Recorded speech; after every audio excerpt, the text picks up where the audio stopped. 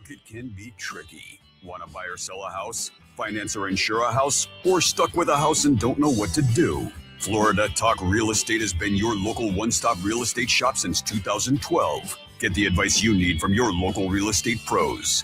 Here are your hosts, Jim DePola and Johnny C. live on Real Radio. Yeah, good South Florida Saturday morning to you. Welcome to another edition of Florida Talk Real Estate. We got you for the next 2 hours of infotainment. Thank you very much for being out there. I see ya. 92.1, 101.7, the old terrestrial radio. Maybe, just maybe, you're on your free download, your iHeartRadio app. We're worldwide at that point. Yep, take us anywhere. If you are, thank you. And if you're not, well, you can later if you need to. And we live stream as well. You can join us on the live stream. Cameras are all set up for you to enjoy on Facebook, Florida Talk Real Estate on Facebook. Florida Talk Real Estate LLC, home of a ton of informational chunk videos there on YouTube. Of course, a live stream as well on a Saturday. If you're there out the gates, awesome. If you're not, you can always join up. Thank you very much. Speaking of joining up, you can be a part of the program toll free at 877-927.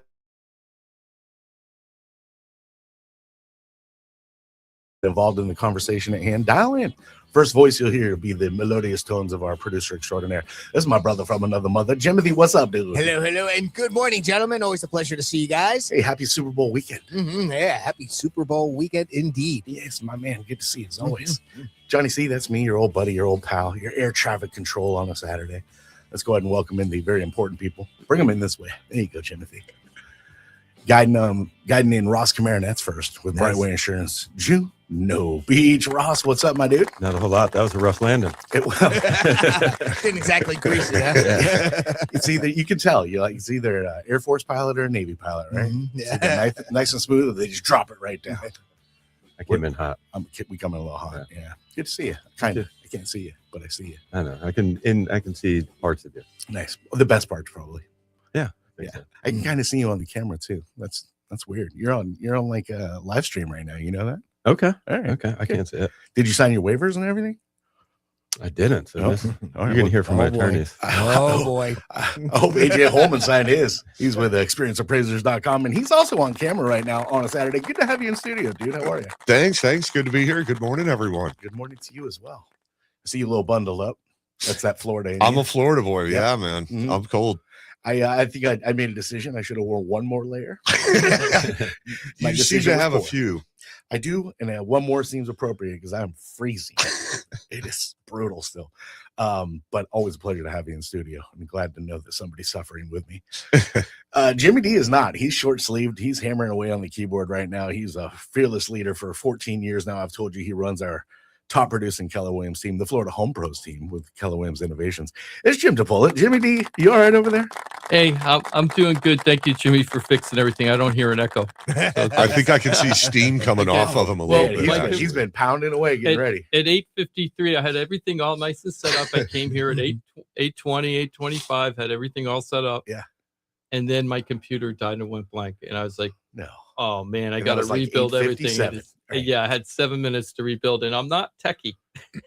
Oh, techie So enough. it gets me very stressed out. You guys, look, you guys need to bring some Ambien or whatever. I don't even know what that stuff is, but you got to give me something without I'm going to Ambien. deal with this. I'm not going to Ambien, lie. I don't even know what you use, right? Quaalude, whatever, right? Oh, you want to lose? Well, that Yeah. escalated quickly. Yeah. Who's got lose? I'm not going to lie. Watching Jim try to set up all the tech stuff is half the reason I come in. Early. It's at so least, right? true. You're It's so this, bad. This is awesome. This Hey, is free. I do have something that I think is going to be kind of exciting coming up in a few weeks. In March, we're going to have our new operating principle for Keller Williams Innovations. And Keller Williams Innovations is the Point and Beach branch of Keller Williams in South Florida. I think we got like Southeast Florida. I think we got like 12 branches or something. And each brokerage is owned individually, but they all pull their resources and their brains together to run this big international company we got. So Brett Caldwell is our new operating principal. I think he runs a team of like 1,000 agents himself, right? Like over multi-states, but he also owns a whole bunch of brokerages. I don't even know the guy's just like master of the universe in Keller Williams. Nice. But he's going to come on our show in March, and we're going to talk about, from his perspective, which is really nice because it's more national. as to, you know, what he think is going to happen with the real estate market. We just had a really good end of the year banquet meeting with him. And what I liked about him, I had never heard about the guy before, but what I really liked him, he's a numbers guy. So he's a stats guy. Yeah, just like you. Yeah. So that got me really excited because, you know, that tells you what's happening with the trends and what's going on in the market to help your customers. It isn't just knowing the stats. It's like how to use the stats. Yeah, how do you benefit from Yeah. So anyway, really excited about that. Yesterday I found out it was a little bit of a surprise. So I'm doing this to say thank you to everybody, not to brag, because I don't like talking about this stuff, but I found out I was the number one single agent in my whole office. There's about 250, 300 agents there, and I was number one for individual production this year in 2025. That keeps that team ranking up. Yeah. So, you know, I did last year, I did crack up the team. Last year, I dumped some people that weren't working out or we didn't see eye to eye. Of course, I kept Nancy. Everybody knows Nancy Sargent Hoka. Of course. But it was a rebuild year for me last year, to be honest with you. And everybody that's working with me right now is working with me. Okay. I have a lot of really great things and great customers I'm working with right now.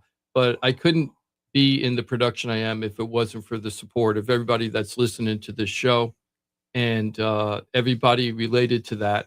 You don't know how many people I get calls from who don't even need to do real estate, but are saying, you got to call the radio guy to find out anything. So just thank you so much. I'm really proud of what we built. It's more about you than me. I don't like putting out all those posts about, hey, I just won. I don't know if you've seen them, but my Facebook is just filled with agents. You know, I don't think realtors post anything else. unless it's that, right? It's so crazy. So, but anyway, thank you, everybody. If it wasn't for you guys, this show wouldn't be here and I wouldn't be where I'm at today. So thank you. Oh, very well said. Yes, thank you for the support over all the years. Obviously, we wouldn't be doing this show for as long as we have if it wasn't for the support of the audience and word of mouth for everybody that's been touched by this team in one way or another. Remember, this is a remarkable resource for you at floridatalkrealestate.com, a collection of pros. And thanks for leaning in hard. And the proof's in the pudding. The numbers don't lie. I wanted to talk about, I just want to put out a kind of a little bit of a different shout out. We had a person named Michelle who came to the turkey giveaway for Thanksgiving with the Greek penthouse and everything, Yeah. the penthouse. So she came and donated a turkey herself. And I found out later that she had a cute little dog with her, but she was homeless herself and she was giving away a turkey. Oh, wow. She called me during the cold season. She reached out by email saying she reached out about a month ago saying that she was still homeless and she needed a place to stay. And I didn't have anything that could work for her. So I told her to call this service called 211. And if people don't know about 211, you just dial like 911 on your phone, but it's 211. 411. Yeah, or 411. Thank you. That's a better example. You don't want people. Yeah, 211 is probably more like a nice middle of both. Yeah. A lot of information that might be emergency needed, not like emergency services, but yeah, if you're homeless and you need a place to stay and the temperatures are about to drop like they are, you could call 211 in an emergency. And there's suicide hotline and all Sure. kinds, senior services, Lots of- all kinds of Yep. things on that service. So I asked Michelle to call because I didn't know what else to do. She didn't ever respond back, so I thought everything was okay. And then during this cold spell, she was like, I really can't live in my car. And I don't know what to do. So I called 211. I got a lady named Kelly on the phone, one of the operators. She promised that she was going to call Michelle back. Michelle hasn't talked to me. So I just want to know if anybody out there has a room or something that they can rent out or something. Let me know because she can't do a traditional rental right now. And I'm hoping that the social services network here is okay, but we know there's so many cutbacks right now. Right. We don't know, if everybody's getting served. So if anybody can help Michelle out, please let us know. All you got to do is reach out to us through floridatalkrealestate.com or call 888. I almost said 877. That's my pause. 888-973-7828. God bless. Yeah, and I'm sure you could probably reach out on Facebook too, if that's Yeah. the only way you can do it. Yeah. Florida Talk Real Estate on Facebook. Yeah. So, Speaking of that, let's talk about a little bit of a positive thing. The Palm Beach County, this ties in. Palm Beach County just signed a regulation that's going to allow people to build tiny homes in their backyard to help stem the tide of homelessness. And they have $500,000. I don't know how all this is going to work yet because I just read the article last night. It wasn't that detailed, but they have $500,000 from the fentanyl collection, collecting money from the fentanyl crisis, like seizures and stuff, police seizures and stuff like that. They're going to use that as seed money to allow people to be regulated to be okay to put tiny homes up. I really think that this is going to be a big trend. Remember, I talked about earlier, they say that this could help 1,500 homeless people is what they're hoping. But I'm more interested about the smaller houses and also those printable houses, the 3D print homes, right? I really think that's going to become the trend. Or these modular homes where they build them on site, like in these gigantic warehouses, and they bring the sections over to your place and you just build them like an erector set at the property. I really feel like that is going to be the big trend to solve long-term our housing crisis, because I don't agree with everybody. And I know I'm the little leaf in a big windstorm of trees, but we don't have a housing shortage problem. We don't. We have a housing matching problem, that the houses that are available out there are not matching the needs of the customers. And that's where our big shift is. If you want a $5 million home or $1 million home, Yeah, there's plenty of them. yeah, there are so many out there. There is not a problem. It's the person. I'm dealing with a lot of people at below the median value for single family homes in, let's say, Martin or Palm Beach County. It's amazing. AJ and I are going to talk about this. I call it the tax trap, but it isn't really a trap. And we're going to talk about how the tax bill can just throw a mortgage payment so out of whack for the new person coming in compared to the old person that was leaving. Right. And it's so bad. So I'm sorry, just real quick. Did you see that the Florida Senate passed the ADU bill a few days ago? yes, that's kind of what I'm talking Yeah, about. it fits here. in with That's that, it. with the small Yes. homes and the Mhm. secondary units. So AD is accessory dwelling unit. Can you give us the definition of that, AJ? Well, there's criteria as far as like what defines it to different organizations. For Fannie Mae, it's got to be a lot less significant than the main home. Mhm. Is the main classification difference, to where it's more of a separate income or a separate living space. That's not two single family homes on one lot that are the same size. One of those isn't really an ADU compared to, it's an accessory. It's a secondary, Can you have a kitchen in those? Oh yeah.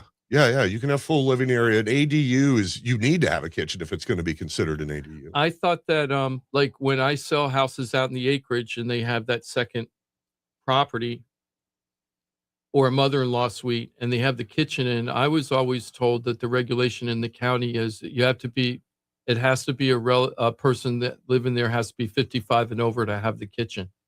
Do you know anything I about never that? heard that before. Okay. But I'm always looking at, this is the thing, it's according to who. You've Yeah. got Fannie Mae, federal guidelines, local, state, city, so Mhm. That that's makes the problem I always have with the bedroom. What defines a bedroom? Yeah. There's 5 different, organizations that say what it is. closet. Yeah, always the closet. It's always the Closet, window. right? Yeah, Closet. yeah. Egress window closet. Well, no, Okay. that's the new thing. The Yeah. closet isn't necessarily required at the federal level for the loans anymore. Yeah. And that's why I think 3D printing houses is maybe going to take off for affordability. They're trying to make a national building code to White House and Congress is talking about this right now, where they're trying to make a national building code because they say one of the reasons why builders can't meet the needs of the public is, this is the argument, okay, is that the regulations are different for each Municipality city and and municipality, and you got to jump through all these hoops. So what might work in Des Moines, Iowa, is not going to work in Boynton Beach, Florida, and you're trying to build the same type of house. So they're trying to more regulate that. If you build these modular homes or 3D printed homes and they meet certain standard, the local municipality has to say that they're okay as far as the building code. Now, where the setbacks are and how big it can be and all that, I'm sure the municipalities be able to regulate that, Right. but not the construction part, as long as it meets a certain national code. Now, I don't know how that's going to work with hurricane areas or Sure. high fire Earthquake. areas or Mhm. earthquakes. Yeah. So who knows? I really think it's a good idea, though, for some of it. But isn't so? And I'm just thinking, Yeah.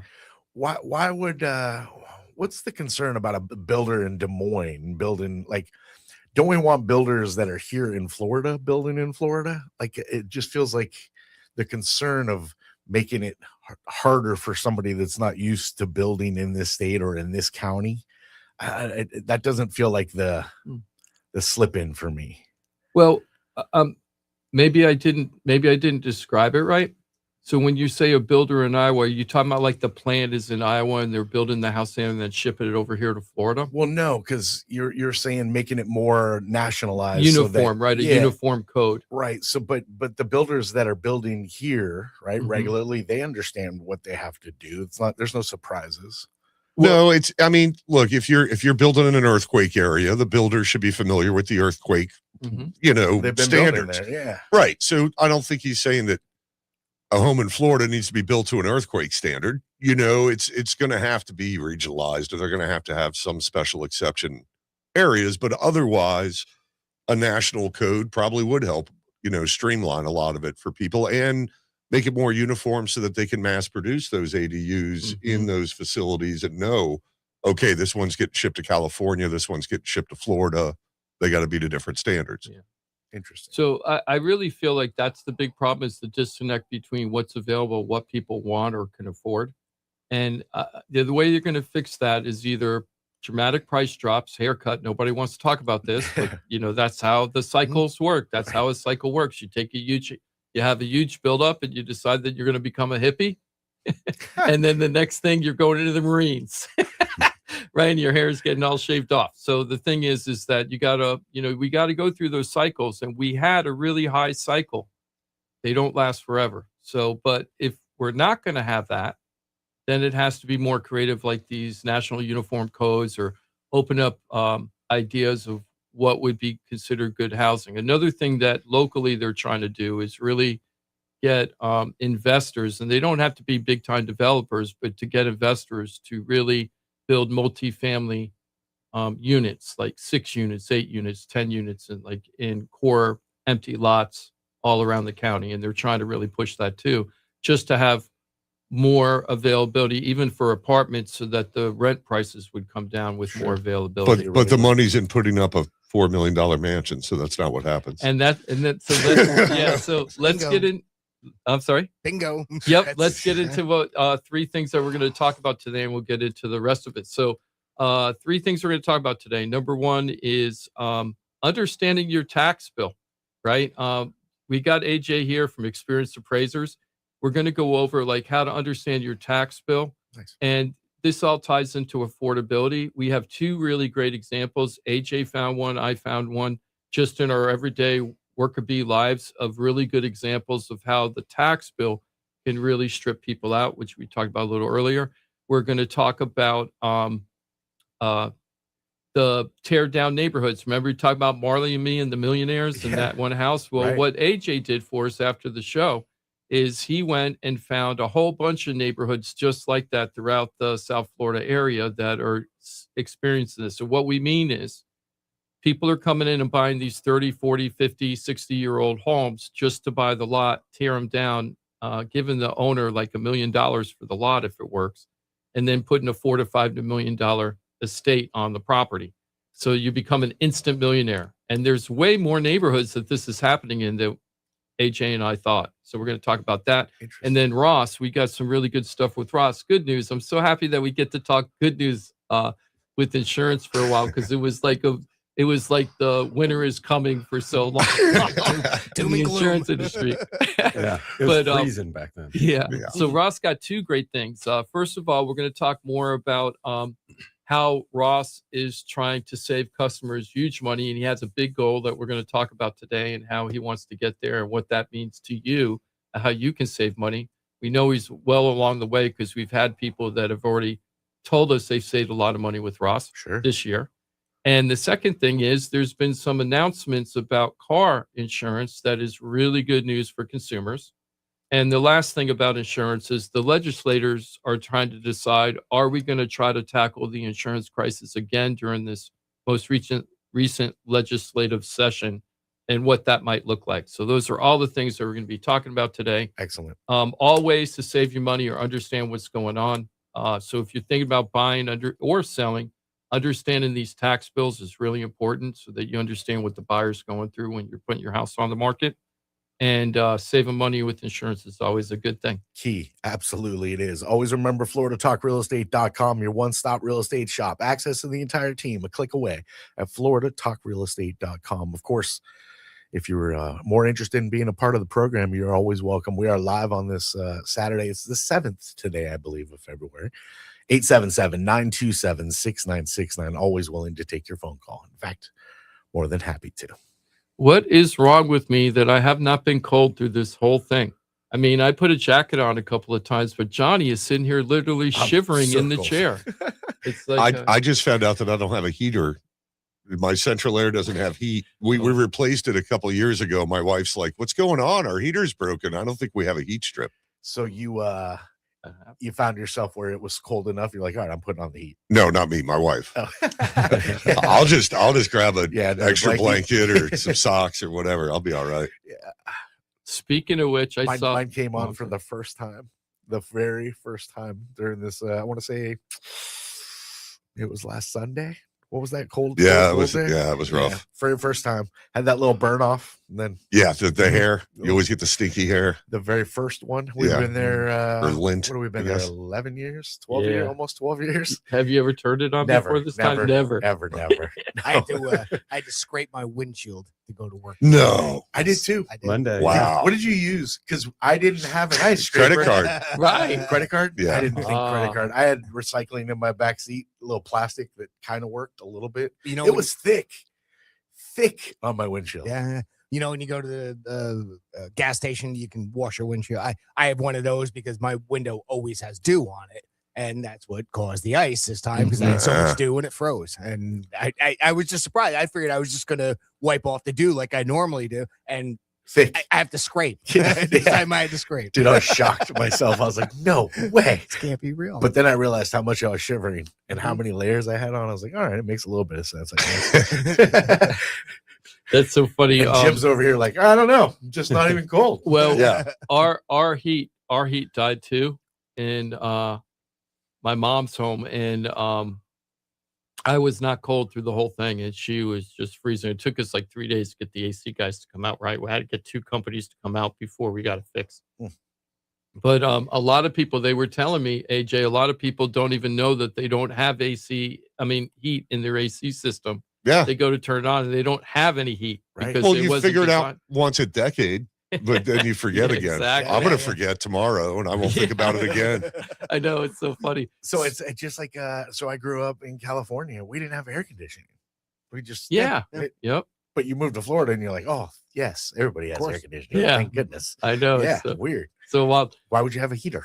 Speaking of the weird weather, you know about the whole raining iguana things that's happening all over. Oof. There's 2 extremes I'm seeing right now on the news and Facebook stuff and everything, right? So you have the one extreme. I saw one lady who was collecting all the iguanas from her yard and then bringing them into the house in the garage and heating them up, so that they were In all the there. house? Yeah.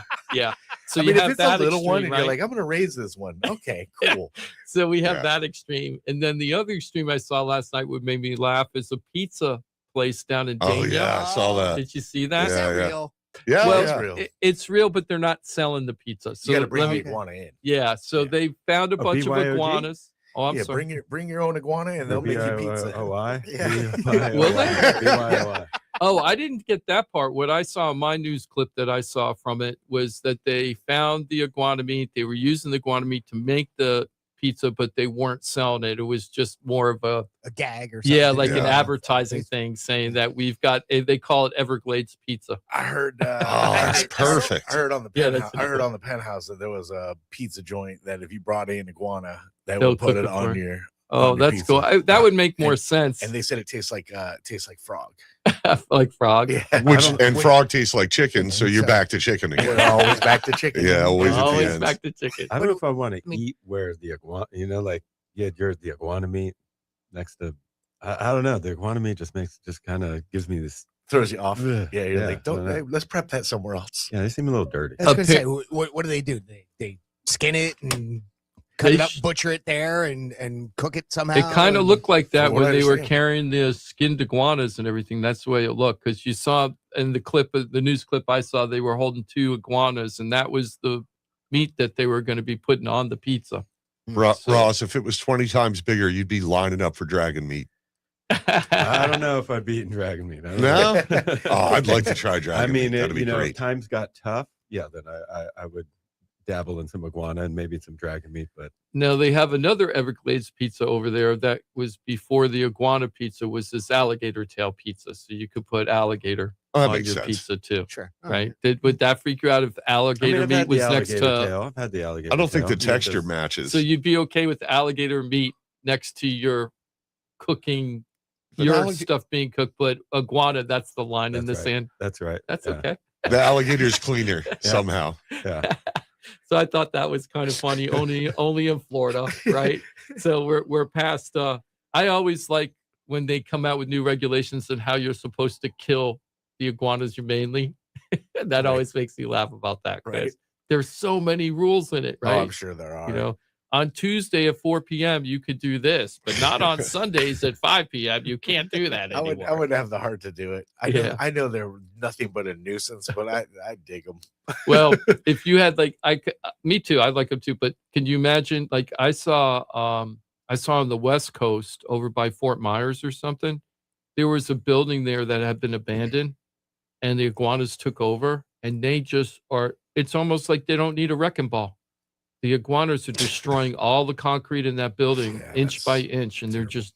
I mean, just- that if in you that let it case, I go. guess it's probably a good thing. So but if you had a there's seawall, you would seawalls, not be yeah, that's happy not with a an good- iguana. And I do see a they do lot with of those big concrete? ones on seawalls. When Yeah. I'm doing appraisals for empty houses along the waterway, sometimes there's huge ones back there. it's Yeah. not a great sign. What do they do with the concrete? They just chip it away, right? They just destroy it. I don't know. They don't eat it. They burrow into it and do stuff. I don't know really. I don't know why they'd be doing that, but they do. And it's known as very bad for concrete. So they had hundreds of them, and it became we talked about this a few months ago. It became a tourist thing where people would come over, the tourists would come just to film all the iguanas that were here. It was like, it became known as a spot. And then the county got in, or the city building department came in. It's like, this gotta end. So anyway, kind of interesting. Let's go ahead and take a break, Johnny, if Let's you do don't it. mind, so you Mhm. could warm up, maybe get some hot chocolate or Hey, something. there's got to be a warmer spot. Maybe you should sit here and I'll Scotch. sit there because I feel fine over here. It's nice and toasty over here. So and when I was getting my coffee, I'm like, give me the cold brew, and I'm like, no ice, thinking like at least it won't be freezing cold. I don't know why I didn't just get a hot coffee. Hot coffee, Yeah. yeah. 'Cause yeah. You can put a turbo shot in a hot coffee, Yeah. right? Yeah, I mean, it's all about the turbo shot. Can we do an Uber for hot coffee? Definitely. Maybe we could do that. sure. Maybe we'll do Uber and get one of those gallon coffee things. Anybody driving around, stop by. Yeah. Just go jog around the building for a minute here. Thank you for being with us on a Saturday. We got plenty of time remaining. You're always welcome to join us toll free at 877-927-6969. Ton of information coming your way. And of course, you're always welcome to join in. If you got a question, comment, concern, don't be shy. But of course, if you're not comfortable on the radio, believe me, I understand.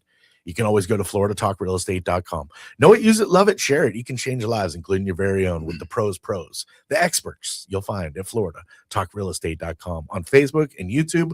Consume away. And always remember, FloridaTalkRealEstate.com. We're back in 4 minutes. Thanks for being with us on a Saturday. You ready, Jimothy? Yep. All right. Florida Talk Real Estate right here on Real Radio. The visual aid you need for all the freaky stuff we talk about on the radio. Find it at realradio921.com. Real Radio weather. I'm meteorologist Charlotte Carl with CBS 12 News. It's going to be a pleasant remainder of your Saturday. Nice sunny skies will continue. Still a little bit breezy, not nearly as windy as the past few days, though. Humidity stays low. Highs this afternoon, low 70s. Could see a few areas struggling to get out of the 60s once again. pleasant conditions overnight as well. This report is sponsored by AutoZone. Get in the zone. It's time to say goodnight to that check engine light with the free AutoZone Fix Finder service. It'll help troubleshoot the likely cause of your light for free, so you can drive with peace of mind. Restrictions apply. Get in the zone. AutoZone. Hey, it's your boy Johnny C here, host of Florida Talk Real Estate. They're tops when it comes to helping people buy and sell houses. But Florida Talk Real Estate is so much more than that. For 5 years, I've watched these guys help thousands of our listeners with any real estate need. They couldn't do it without their sponsors, who are experts in their fields. Check it out. Jim DePola, powered by Keller Williams Realty. Their team specializes in helping people sell their house for top dollar, and buyers get great deals on the purchase of their home. That's what they did for me and my family, and I couldn't be happier that I hired them for my real estate transaction.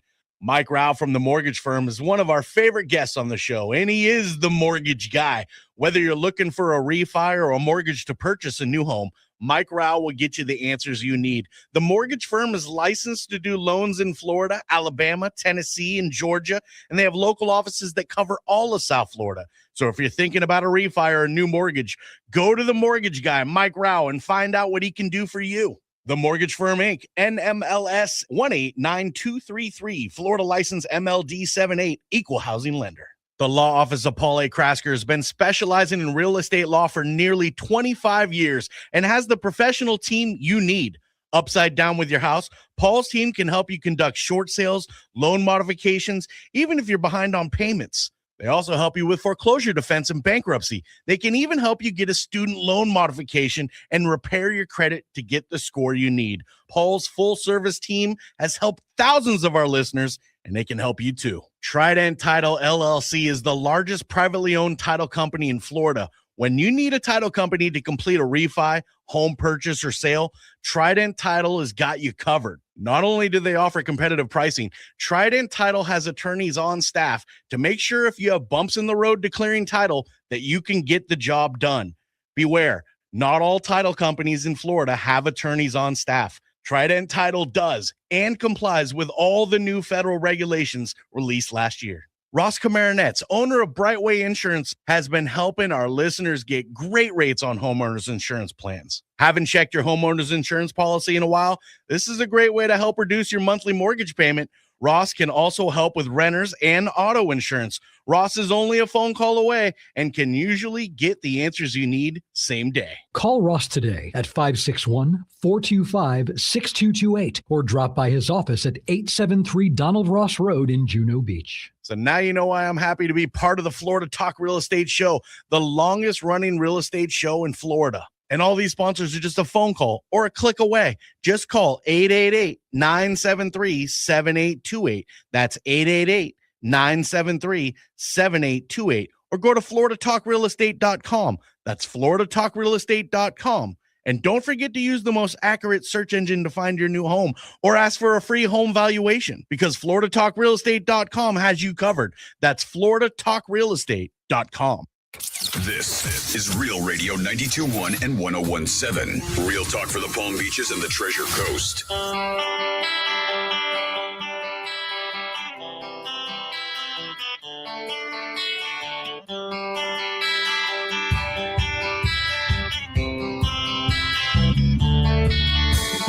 This is Florida Talk Real Estate with Jim DePola and Johnny C. Got a question for the show? Call us live at 1-877-927-6969. Yeah, He's you can so do cool. just that. 877-927-6969. Dial on in. Freezer's available. He's so cold. Oh, that's ridiculous. My toes are freezing. I have 2 pairs of socks on. Wow. What is wrong with me? Or what's wrong with me? I don't My know. mom keeps asking me because Yeah, you've lived here longer. Yeah, than you're me. probably going to live in an ice cube. yeah, I know. I feel bad. It was 74 when I left. Oh, 74 is all right. Yeah. That's Yeah, good. it's not bad. I'm Johnny C. Timothy's our producer extraordinaire. What's up, dude? Hello, and good morning, gentlemen. Good morning. He's in the warm side. Yeah, well, it is. It's It's warmer totally over here. It's nice in there. Put your shirt on, dude. Okay, but I'm not putting my pants on. Oh, man, I'm gonna leave it alone. I forget the show I'm on sometimes. Ross Camaronets is right here. He's with Brightway Insurance, Juno Beach. What's up, Ross? Not a whole lot. Trying to stay warm over here too. I understand, my dude. Believe me, I do. AJ Holman's with us. He's with experienceappraisers.com. How are you, my friend? I'm feeling nice and toasty with my Getting little there. long sleeve here. Getting It's there? sufficient. Good. Glad it's coming around for you. At 11, I will be standing where Jimothy is in the locker room. At least I know that it'll be better then. Yeah, so I have Hands on that. or off? I have that. Depends on how warm it is in there. 74 right now. 74? Pants might come off, Ross. Nice. They might. Nice. Yeah, they might. Leaving the camera on.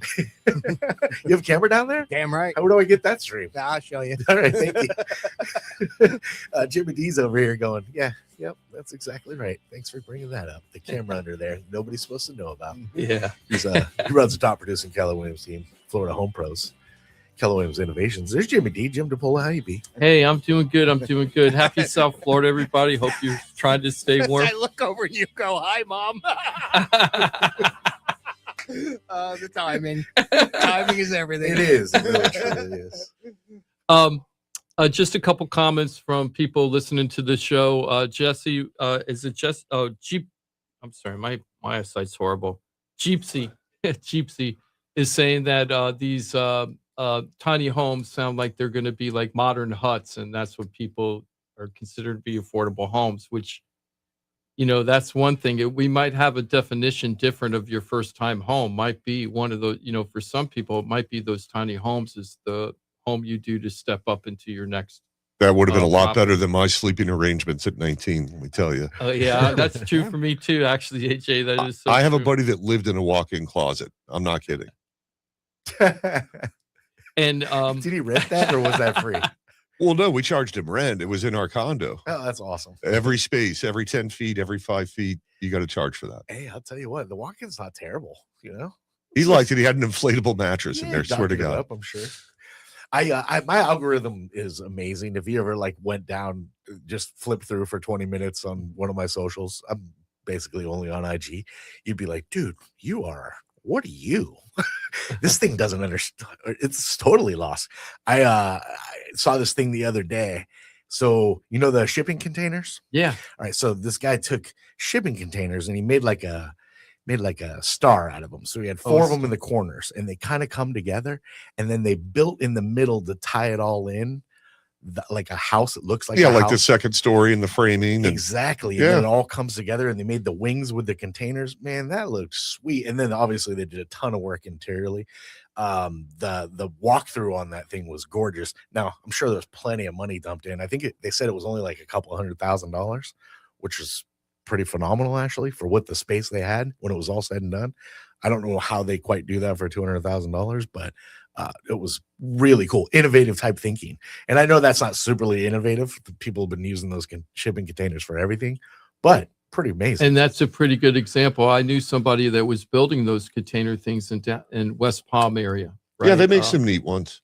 I'm sorry. They make some neat ones. Yeah, My buddy but got a he sweet was one and dropped it in his backyard. yeah he was It's real he- sweet. These were actually buying the lot, tearing down the house, and putting in a container house, right? And then reselling them as they were flipping them. And West Palm was having a problem with the building codes, and I don't think it went very far. And I was like, that's a little disappointing. I saw one in Tucson, Arizona, on a video where it was a whole apartment complex built out of shipping containers, and it was 3 stories high. Huh. And they had a whole bunch of apartments in it, and they built it that way and was designed that way. They've got a commercial project in Vegas that's like that too, right off the strip. Interesting. I saw something like that for stores, like for Yeah, like a for store commercial. thing. Yeah, Yeah, like yeah. artists and stuff like coming to there. Yeah, over Yeah. in downtown area, right? Yeah. Yeah. I've been there. They had that machine that shoots the fire out that looks like a Dragon. We yeah, get or more something, dragon a meat. Dragon or I was gonna say a praying mantis, but let's go with dragon just for Ross. Hey, so let's get into I want to use my example first, and then I want AJ's example, understanding how property taxes when you're buying a home can be so shocking. And it happens over and over again, and people don't understand how the Florida tax system works for houses, property taxes. So I had a couple that was interested in buying a home, and they're at the upper end of their budget, right, of what they're looking for. So I always, besides what most people do is they take the tax bill that's there right now, the 2025 tax bill that's in the property records. They plug that into the mortgage calculator, and then you estimate what the insurance is and your principal and interest, and you come up with your mortgage payment. And then that tells you whether you can afford the house or not. So in this case, Mike has this couple is with Mike, the mortgage firm, Mike Rao, right? He'll be back next week. And he has this great mortgage app that's customized for each person based on their numbers, not just a generic thing. So I'm always really careful when people are at their upper limit. So now I calculate the tax bill as it sits, and based on that tax bill with their interest rate and their down payment and everything, and the seller concessions they were going to get, their mortgage payment, I'm making up numbers here, it doesn't matter. The mortgage payment, let's say, was $4,000 a month. And they could afford like $4,500 a month. So like, oh, this is awesome. Love the house, for that price, less than what my limit is. Yeah, winning. Yeah, win, win, win. Yep. I say, okay, well now let's go ahead and go to the tax collector, the property appraiser, and go to the tax estimator of what you are going to pay on the tax bill once you buy the house. So we plugged in the address, we plugged in the number for the house, like how much we're going to pay. And then it asks you, are you homesteading or not? We click yes. And then we say, do you have any portability? Meaning, are you moving any money from a previous house you owned that was homesteaded and moving it over? Oh, they Okay. have that right in the algorithm, so to calculate it. Huh? Mhm. That's Yeah. great. So I Nice. put, Palm Beach County does. They do? Not all Okay. of them are the same. Some of these are pretty lame. I cover 6 counties. Some of these property appraiser sites, they're lame. Palm Beach County is a good one. And Excellent. that's a testament to how much of a problem it is that they felt it necessary to put that up. And it's a great tool. It Okay. is. So I clicked the button that we don't have portability because these people are first-time home buyers. Oh. So the first bill was $3,400 a year for the old people. Who have been homesteaded. Now, what do you think the new couple, my couple, were going to pay for that same house? What was the purchase price? In this case, let's just say $550. I'm gonna say 900 Anybody or else? 9,000. excuse That- me, yeah, 9,000. I know you Yeah. meant 9,000. 2% with a little bit knocked off. Yeah. That's about what I would have thought too. All right. Yeah. I'll follow You, their you lead. guys are Yeah. pretty good. You guys are good. $9,800. So 3,400 to 9,800. Yeah. So then you plug in they're that actually spending extra money in 4,500, there, right? yeah. You plug it in. Now they're not approved for the mortgage. Yeah. But Beyond here's their- the dirty, beyond their means. dirty little secret, right? And then we're going to get into AJ's example. Here's the dirty little secret. You'll still be approved for that loan under the example I gave you, Right. Right. because nobody really knows what your new tax bill. They base it on the current tax bill, the mortgage company. They know. They just choose to ignore it. Yes. I'm surprised that hasn't been a rule that Me you too. have to qualify off. Well, to be fair, if Mike were here, only because I've listened to Mike now for 10 years, so I almost feel like I know a little bit about all you guys, Mike would say, well, that's not exactly crystal clear true. If I see a problem as a mortgage broker that this will be an issue, I definitely have to talk about it. Mike talks about it with everybody anyway. That's our policy. But if he was the type of mortgage broker that wouldn't, he has an obligation to do that ethically, and I'm sure with his regulations, because if the person is not able to keep up the mortgage, and the mortgage, I think, dies, like if the mortgage goes belly up in 18 months after you closed on the deal, Mike can get in trouble. The mortgage broker can get in trouble for closing that loan. Yeah, because he didn't provide his due diligence to show you what your true cost was going to be. Mhm. But a lot of people don't. We had somebody in this station that just went through this and came to me after they bought the house and said, I don't understand why my mortgage payment is $1,000 a month more than when I started with when I bought the house 9 months ago. Well, let me explain it to you. Yeah. Yes. Yep. And when they called the bank didn't give them the right answer at first. I'm like, that's not true. And then when we went over everything, and I was on the phone with the bank with them, and found out that the first person was wrong about their information, and that the information we calculated was correct. for Yeah, him. well, and it's a great example too of this is somebody that knows they have a remarkable resource that they can go to in this case, and chose not to, and chose poorly. right?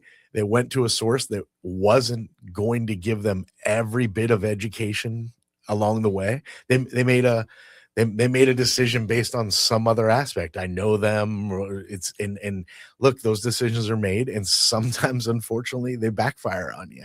That's why you got to go to people that are great at what they do, not just good at what they do. FloridaTalkRealEstate.com, and it's frustrating to know that this person knows this resource. No, I don't want to go Hey, there. you don't. I'll say it. Hey, step in it if you'd like, and then come to us to try to fix it. That Yeah, we makes cleaned up perfect the sense mess, to me. right? That should Yeah, be our motto. We Makes cleaned up perfect your sense. mess. Yeah, I'm always amazed at how many realtors don't point this out, go over it. And you're right, because Mike did that with one of my clients where he said, look, we don't know for sure, but this is what the projected cost is. If not advising people about that is the most annoying thing that realtors do to me, that in my opinion. especially if they don't know, then They know.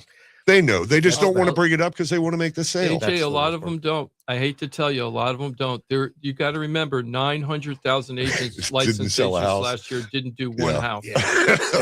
Out of It's 1.3 worse- million. It's worse if they do know and don't share it. Right. That's Like bad. that's Yeah, disgusting. that's bad. It's really bad if you don't know because you're not educated enough to be really. Yeah, I'm not sure which one's worse. I think the one that holds the information is worse because you Yeah, are you're doing it motivated intentionally. to do it for the sale. Yeah, You're withholding information that may actually stop the sale from happening. There's legal definition for that. So one is misfeasance. That means that you didn't know what you should know. So the person got in trouble. And then there's malfeasance, which Oh. means that you did know and Right. you didn't care because you wanted to close the deal. Right. I Interesting. mean, but is that even because again, there's no clear, definition of what those taxes are going to be. So if you're Well, they're- intentionally withholding that information, then you're not. What are you withholding? You're withholding the website for them to go into and simply find out. You Yeah. know, I mean, But I mean, I get a lot of my clients call me and go, "Hey, my mortgage payment went up, and I called, and they said it was because of my escrow. Why did my insurance go up $100 per month?" I'm like, "Huh?" And I look, and I'm like, "Your insurance went down." And they're like, Your "Well, taxes. why did my mortgage payment go up?" Well, it's probably because and I explained it to them. homestead. When you're right. your mortgage payment when you initially get it, it's based on the current owner's tax. And I explained it to them. They're like, well, I have no. Never What heard are you it. Nobody talking ever mentioned this to me before. Yeah. And that's when I get pissed because, and I have it. I mean, I've got it with my neighbor right now. Yeah. Yep. And so let's just talk about, you found another similar situation that I just gave as an example, right? 3,400 to 9,800. You found a same thing of two houses next to each other or something, Well, JJ, when so you were doing my- your research? I was doing research, just getting ready for the show. I was printing up my tax record and blacking out the information I didn't want to be out there and everything. And I'm like, well, let me look at my neighbor. So I bought my place, 15 years ago ish, 12 years ago. And when I bought it, it was full of mold and it had problems. I got it for a really good price. I paid $125, I think. And immediately the tax assessor assessed it at $170,000. Well, because I know what I'm doing, I protested right away. And I fought with them for a few weeks, and then I got it down to $140. So I looked the other day, just getting ready for the show. My assessed value didn't go up to the $170 that they wanted to put me at until last year. Huh. Because it could only go up 3% a year off that $140. So I save $450 a year for the rest of my life because of me doing that protest up front. But so my neighbor, so I paid $127. I've got locked in with Save Our Homes. If somebody went to buy my place right now, their realtor might tell them, look, your taxes are only $2,900 a year. But in reality, my neighbor, who has the same exact market value showing in the PAPA system, the Palm Beach County Property Appraiser, their taxes are, $6,710. So triple. Okay, triple, Well, more than double. more than double. Yeah. More than double, a little over double. And they're not homesteaded. So I dropped them a little note yesterday and said, listen, I've told you last year, you really need to homestead this house. So they're not even getting their $50,000 discount, let alone they didn't lock in. I wonder. I wish Jarrett was here. Jarrett Perry, CPA, Perry Group CPA. I wonder if you don't homestead your house because you have federal for capital gains tax. If you live in the house 2 of the last 5 years, it doesn't have to be consecutive, but 2 years during the last 5, you can claim it as a homestead as long as you didn't have something else that was homesteaded. So let's say you don't physically homestead the property, so you're still paying the higher tax bill all the time. But then when you go to sell, I wonder if you can strip out the higher tax bill as costs for owning the home for the capital gains. You know what I mean? Yeah, I don't know about the higher. I know you can write off capital improvements and certain things that you do to it, but yeah, I don't know. We were going to talk about that last week and we didn't get to it. So maybe we'll have Jared on again and talk about, because he said we should talk about, what you could take as exemptions on the capital gains tax when you sell a home. Yeah. I was we've done that before. Now I don't remember. I would like to know that because I'm always advising. I do a lot of estate work. I send a lot of people to that AIRS program that you hooked me up with a few months ago too, Jim, that from Palm Beach County, they're the HEIRS. Mm-hmm. That is a fantastic resource. I give that out at least 3 times a week. Yeah. It's awesome. Can you tell people more about that? Well, it's a free program from Palm Beach County. It's fully funded for like at least another 10 months. It's in partnership with the Free Legal Aid Society from Palm Beach County. Yes, you're right. Free Legal Aid Society. And it's anybody over 55 qualifies, or they have a map overlay that if you're in certain locations in the county, many locations in the county, they will give you free advice on how to title the home, how to properly set up the home to pass down to your heirs so that they get, so that they don't get beat up on taxes. And it's all free. Actually, I'm working with one of those customers from that last meeting, AJ. It's a woman whose mother passed. That's why she was at that meeting. It was in Green Acres, the city of Green Acres. We want to get that official over here and the Free Legal Aid Society on the show. But they had this meeting, and I think, what do you think? About 15, 20 people showed up to that, AJ, I think? Yeah, about that. Yeah, and they all had issues. And there was one lady there that was really upset. She came up to me after the show. I gave her my card and said, if you want to call me, call me. Got her over to Free Legal Aid Society through that group, though. And we're still working on it right now. She's trying to sell it, but there's feuding relatives in 2 different countries besides herself, and we don't know what's going to happen yet, but we're trying. So that is a really great program. So AJ, let's get into the whole, let's get into the understanding your property tax bill and everything. Okay. So the basics is like your the property control number is, they don't really use, they use legal addresses, but your property control number is really like the social security number of your property. Right. And that's what they work off of. And I didn't know this. I think AJ taught us this. If you start off with a 00 in your property parcel control number, that means that you're in an unincorporated area. Yeah, that means I didn't know that. That's awesome. Yeah, actually, the first 2 digits are city codes, but the 00 is Palm Beach County unincorporated. Didn't know that. So And I've been every doing day. this almost 25 years. I still don't know the city codes, but I know the 00s. Slacker. Well, it's a lot of cities. I know there's 67 You know? cities there or something. I don't even know 40 Boynton, though. something cities That's in really this county. sad. I live in Boynton. I should know that one. So Is the 00 for every county that it automatically I falls don't- to the county? I don't know about other counties. Oh, okay. This is just for Palm Beach County. Okay. Matter of fact, no, it definitely doesn't, because doesn't, there's okay. other counties I've done that it's not like that. And if you were doing research on a property, you went to the property appraiser site and you saw the property control number, it also give you a book and page number that's usually clickable, and that'll take you to the clerk of the courts, and that'll show the recorded deed or mortgage information there and the last transfer of the property. Excellent. So you can actually read like what bank has it, how much the interest rate is, how long the loan is. You can do all that stuff right there on the clerk, and it brings you right Well, there. it pulls up for every transaction on the property. There's you can see that the book and page number's there, and it's the link color and underlined. So you could go drill into every one of them, and I'll do that sometimes to see who sold it to who. Like, their names are there, but you can see the actual document. So it'll give you their full names, everybody involved, different things like that. So here's something that happens all the time to me, AJ. I go to the property appraisal site all the time because I want to find out if the house I'm walking into and thinking about turning an offer in for my customers is the same thing that the county says the house is. For example, most common is the garage is turned into living space, but it shows garage on the county, or the county records say 2-bedroom, 1-bath, but you walk into the place and it's 2-bedroom, 2-bath, or 3-bedroom, 2-bath, right? And it's a 2-1 in the records. Those are called attributes, AJ. So explain what happens like when the numbers don't add up. Like Well- what you're seeing is not what you get. The most common you'll see is like a Florida room that's converted from a porch. Mhm.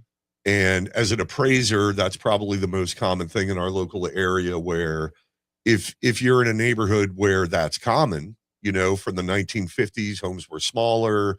They used to have those, those big porches, which were nice to have, but the modern demand for greater living area exceeds that. So everybody converts it. So in those instances, you can tell that it was never permitted if it's still showing as a porch in the PAPA system. The converted garages, the biggest tell there is if the garage door is still in place. Yeah. I've only had, I think, one record where the garage door was in place and it had been permitted converted. But otherwise, the garage door is for a permitted garage conversion. It's almost always been sealed off. So you have instances like those, and then you can have. Can I Sure, just go stop ahead, you yeah. right there?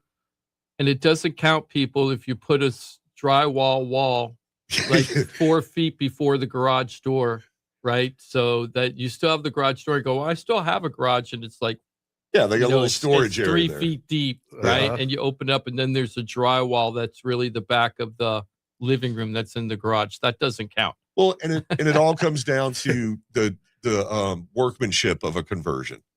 The key terms in appraising are: was it done in a workmanlike manner, and does it have congruent and like kind finishes?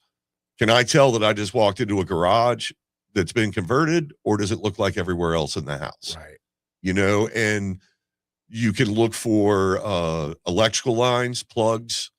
That's another one. People throw drywall up, but there's no electrical back there. And, that's not normal for you to not have any plugs on 2/3 of the walls in the house and, things like that. So, yeah, people love to do that. This meets the technical definition, and it's like, okay, but it doesn't look right. So what I always tell sellers when I'm selling a house or talking to a buyer about unpermitted conversions, right? Like a garage.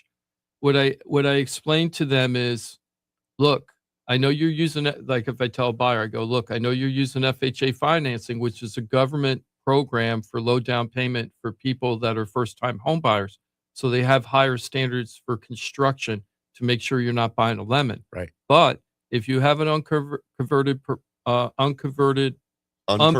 conversion of a garage and you're stepping down and everything looks like a living room though, right? Or a bedroom or something, your inspector is not going to bring it up. They're just going to say whether it's working functionally or not. Your appraiser isn't going to bring it up as long as it's done in a professional workmanlike manner and it doesn't look like somebody just jerry-rigged the whole thing. Right. And it's typical and conforming. And it's conforming with the neighborhood that Right. other people are doing the same thing, even though a permit hasn't been pulled. Right. And FHA and your insurance company will allow you to buy the house with it unless somebody says something. And then that doesn't mean you got away with anything. What that means is it's the hot potato that you now have taken. And if there's a government sweep for permitting issues or something, or code enforcement sweep in your neighborhood, or you pull a permit for an inspector to come out, let's say you got an AC, it's in that converted room, and the AC's there, and the inspector comes in to check on the rough electrical for the AC, and they see that they're stepping down, there's no egress window, and the place doesn't, they go back and they see it's a garage in the county records. They can red tag you and force you to either show that the work that was done meets today's code, or you got to rip it back to the original area. And your argument, well, I got FHA mortgage. We don't care. My appraiser, we don't care. My inspector, we don't care. It's your responsibility at that It was point. like that when I bought it. I was like that when I bought it. I don't even know who did it. 3 people did it before my owner. That's like trying to find the guilty person in a prison. Everybody says that. So Everybody. So that's a really important thing people need to understand when you're dealing with the property appraiser. It's a really good function, not just about your taxes, but what is the house supposed to look like? The other thing I just want to bring up there, AJ, a lot of realtors, I shouldn't say a lot, but you see a lot of times in the listings, in my opinion, the square footage in the listing does not match what it shows in the county records on the property appraiser. It'll say it's a 1,600 square feet. You go look at it, and it's a 1,200 square foot home on the property records. That happens a lot, and that always gets me kind of peeved because you can tell that the realtors are doing it to make the house look better, and I feel like it's misleading. What they should do is just go with the county records, unless they know there's a mistake. Right. If there's a mistake, then that to me would be okay. The rule from the local board of realtors is that you need to have a source if you're going to put that number in there. So you could, Jim, flag those, and they would punish the realtors that did that. Not that you're necessarily going to, but you could. What I've done many times is the board will accept a sketch from an appraiser as a valid source, and that's actually one of the sources you can reference for the square footage. So I've had people hire me just to send that sketch into the board so that they can list the property with the correct square footage. That's a good realtor. Sometimes, yeah, that's a good one. Well, he was selling his own home, so there you go. But there's a lot of reasons why those records might not match. Like I've had the completely wrong floor plan in a subdivision, like a newer subdivision, and the realtor didn't even notice. That client lost $40,000 of value on their sale because they thought they were selling a 1,400 square foot home and it was 1,800 foot. And you could clearly see it if you just looked at the sketch. So I did the appraisal for the buyer and I'm like, hey, you got a hell of a deal. Not if you do one deal a year. Yeah. But then all they have to do, is send that appraisal into the county on a situation like that, where it's just a completely wrong floor plan. And they'll usually update it for you. Or I've had other instances where I'm like, look, you're missing 150 square foot, and they've accepted the appraised sketch at the county. I've called the county and said, hey, this floor plan's wrong. And they're like, okay, just send me over the info and we'll update it. So when the client wants me to.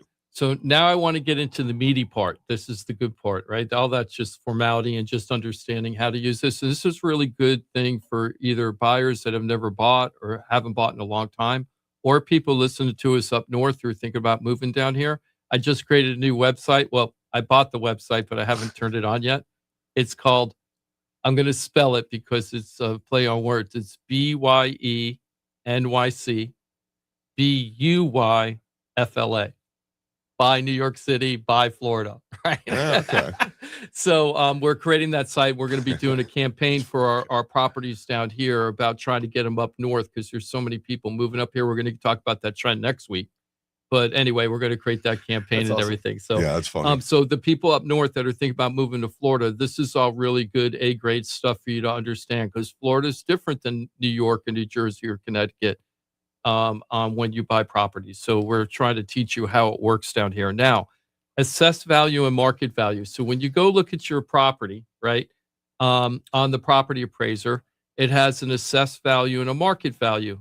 And one of them is used to determine your tax value, and the other one is supposed to be the value of your home. But it always seems to be low, and I don't understand this. So we're going to ask AJ about this, and then when we get Dorothy Jackson, property appraiser, on, we're going to ask her the same question and see what the differences are from the two perspectives. So anyway, tell us about market value and assessed value, AJ, if you can. All right. Well, first of all, to address the thing about the values being a bit lower, my understanding, and obviously Dorothy Jackson is the premier source to rely on for this information. My understanding is that they aim to be low, somewhere around 16 to 18%. Ish.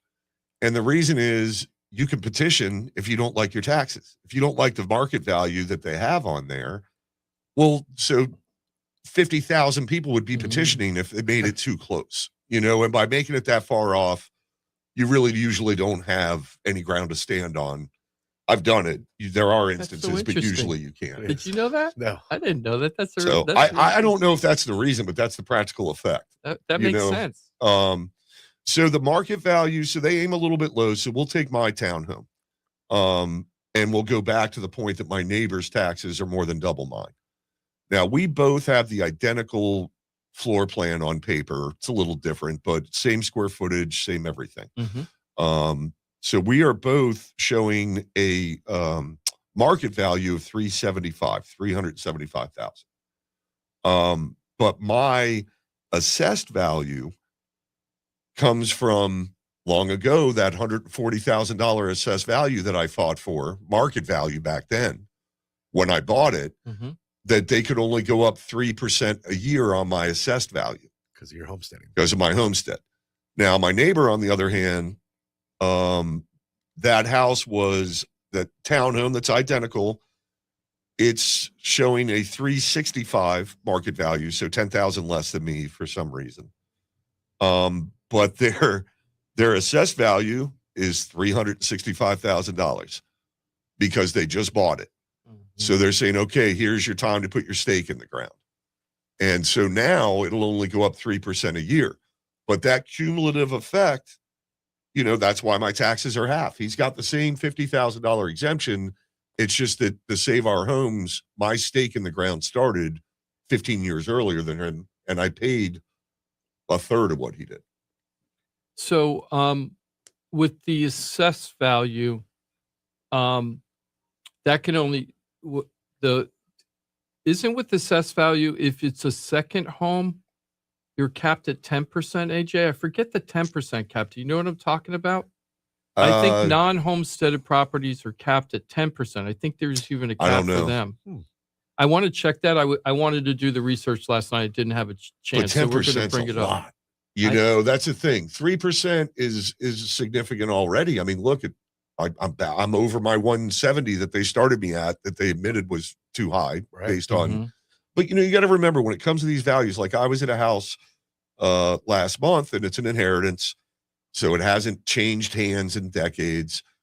Well, they had that property. I don't remember the real number, but let's just say they had it at 410,000. I ended up appraising it actually under that at like 405. But the reason is it had a whole bunch of condition issues. It looked original 1970s. Nothing had been done to it. The pool had some significant damage. There was problems. So it was actually worth a little less because the county assumes that you're within a range of updating and condition, even if you haven't pulled permits or sold it. So there are instances where your assessed value could be too high, but it's pretty rare. And the one thing I'm afraid is when I was reading that and thinking about it in real life, imagine going to the assessor and say, hey, my house is a piece of junk and it isn't worth what you're saying it's worth. And if you had any violations or anything, that would be the perfect time for the city or the county to come in and say, hey, you know, put that roof on, cut your lawn, you know, whatever, take the jalopies out of your yard. Yeah, but I'll tell you that I've had one that I fought that I helped one of my friends fight that I won. And it's all statistics, you know, they pulled, there was this tiny little house and it was on the mainland, but close to Manalapan. And there's a bunch of old homes in there, you know, 1940s. This thing was like 400, 500 under air, tiny. They had it taxed at the same price per square foot. They had the value as the mansion built for the Duchess of Marlborough on Manalapan. And I brought that up. I said, here, you've got this property assessed at this much per square foot. You've got my property assessed at the same price. You've got to be kidding. Right. And that was like the nail in the coffin. They changed it, right? They did. They did. Yeah. How much money did that guy save? I don't remember. Tens of thousands, probably. It was just, for me, it was the point of it. But the thing is, for the average person to pay for that place was only worth maybe $150,000. I don't remember the number. But realistically, I would have had to charge maybe $1,500 for the work I did if it wasn't a friend of mine. And that's just not practical for most people. Right. So I have a question, and I don't know if you guys can answer it, but because we're talking about it. So when my mom passed away and came off title of the condo we owned together, my assessed value went from 107 to 152. Mm-hmm. Because it's not just like, but from their standpoint, it's a sale, it's a transaction. It's no longer got the homestead stake in the ground. So there was a transfer of property, so they get to reset because you're not homesteaded. Well, Right. there was no transfer. We owned it together. She passed away, comes off title. But she was homesteaded, right? She was, You yeah. had your own homestead, right? She You had- was homesteaded in that property. right, yes. but you had your own homestead on another Yes. property, So that property of Mhm. hers lost the homestead, right? and so it lost the stake in the ground. right. Okay, so it reset at Yeah. that time. Yeah, Man, because that's crazy. you're if you were connected to that homestead and you were like living there and you didn't have another property that wasn't homesteaded, you'd probably be able to keep the homestead. The assessed value went up 50%. Yeah, yeah. But it's because it got held back and kept low because of Save Our Homes for so long. Gotcha. This really, you can really see That's the weird. enhanced version of this which is a lot of my business, when you see these homes that have been held for 20, 30, 40 years by the same person. When that transfers, it's a huge, huge difference. I mean, for me, if the whole idea of like both of us being on title Was to keep that from happening. was, some sort of having to, Avoid probate, probably. like all of that. Yeah. You know, yeah. a great resource to ask a question like that? The heirs program for Palm Beach County. Yeah. Seriously, That's true, that's the yeah. kind of thing, that room that we were in, that was all the kinds of Mhm. questions people I had. can get you to that guy, but we can get Paul too. He can I give mean, that answer too. This was a done. while ago It's now. done. I know it's a You while know, ago, it's yeah. done. I just, But for I didn't- listeners out there, really, I mean, that's the kind of thing you could call in advance. As soon as that person passes away and you know that you're going to be dealing with all this, give them a call and find out the right way to handle things. because I didn't find, I don't pay attention to Yeah. whatever. And it came this year in November. And I was like, Yeah, what happened? why is that? Yeah. How's the assessed value go 50%? Like there was no, in my head, Yeah. there was no transfer of ownership or anything. Like there was no resale or, so in my head, I'm like, If nobody why- knew that your mom passed, it wouldn't have. It would just look like it did every other year. Stupid funeral when they home. find out that your mom passed. Yeah, There yeah, you go, just advertising it. yeah. Yeah. You need a yeah. weekend at Bernie's. Yeah, that's right. So for the listeners out there, if you're on title and pass away, don't tell anybody. Yeah, keep it a Keep secret. getting that social security No check. obituary. Yeah, I was just going to say that. The Social Security checks. Yep. Sure. Keep it coming. Hey, Johnny, let's go ahead and take a break. And on the flip side, we're going to talk about good news with Ross Camarinets, Brightway Juno Insurance, right here. He's going to tell us about how his goal is to save all his customers tons of money this year. Love it. And we're going to talk about some good news in the car insurance industry. And we'll talk a little bit about what the legislators say they want to do more to try to make homeowners insurance more affordable. Good. Lots of great information still coming. Plenty of time remaining if you'd like to join us at 877-927-6969.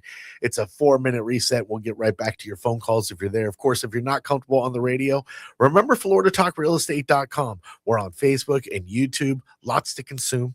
Of course, the .com is the real major resource because you have access to an entire team, a team of pros, experts in their field, and they work cohesively together, whether you're buying a home, selling a home, stuck with a home, you don't know what to do. If you need a professional in the world of real estate, anything that touches the real estate world, we got it for you. One click away. FloridaTalkRealEstate.com. Know it, use it, love it, share it. We're back in 4 minutes. Thanks for being with us every Saturday right here on Real Radio. We'll be your friend. Follow us at Real Radio 92.1 on Facebook, Instagram, and Twitter. Here's what's happening with the weather on Real Radio. I'm meteorologist Charlotte Carl with CBS 12 News. It's going to be a pleasant remainder of your Saturday. Nice sunny skies will continue. Still a little bit breezy, not nearly as windy as the past few days, though. Humidity stays low. Highs this afternoon, low 70s. Could see a few areas struggling to get out of the 60s once again. Pleasant conditions overnight as well. This report is sponsored by Mattress Firm. Score major deals on top brands at Mattress Firm's President's Day sale.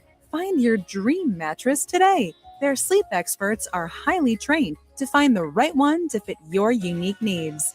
They make sleep easy. Hey, it's your boy Johnny C here, host of Florida Talk Real Estate. They're tops when it comes to helping people buy and sell houses. But Florida Talk Real Estate is so much more than that. For 5 years, I've watched these guys help thousands of our listeners with any real estate need. They couldn't do it without their sponsors, who are experts in their fields. Check it out. Jim DePola, powered by Keller Williams Realty. Their team specializes in helping people sell their house for top dollar, and buyers get great deals on the purchase of their home. That's what they did for me and my family, and I couldn't be happier that I hired them for my real estate transaction.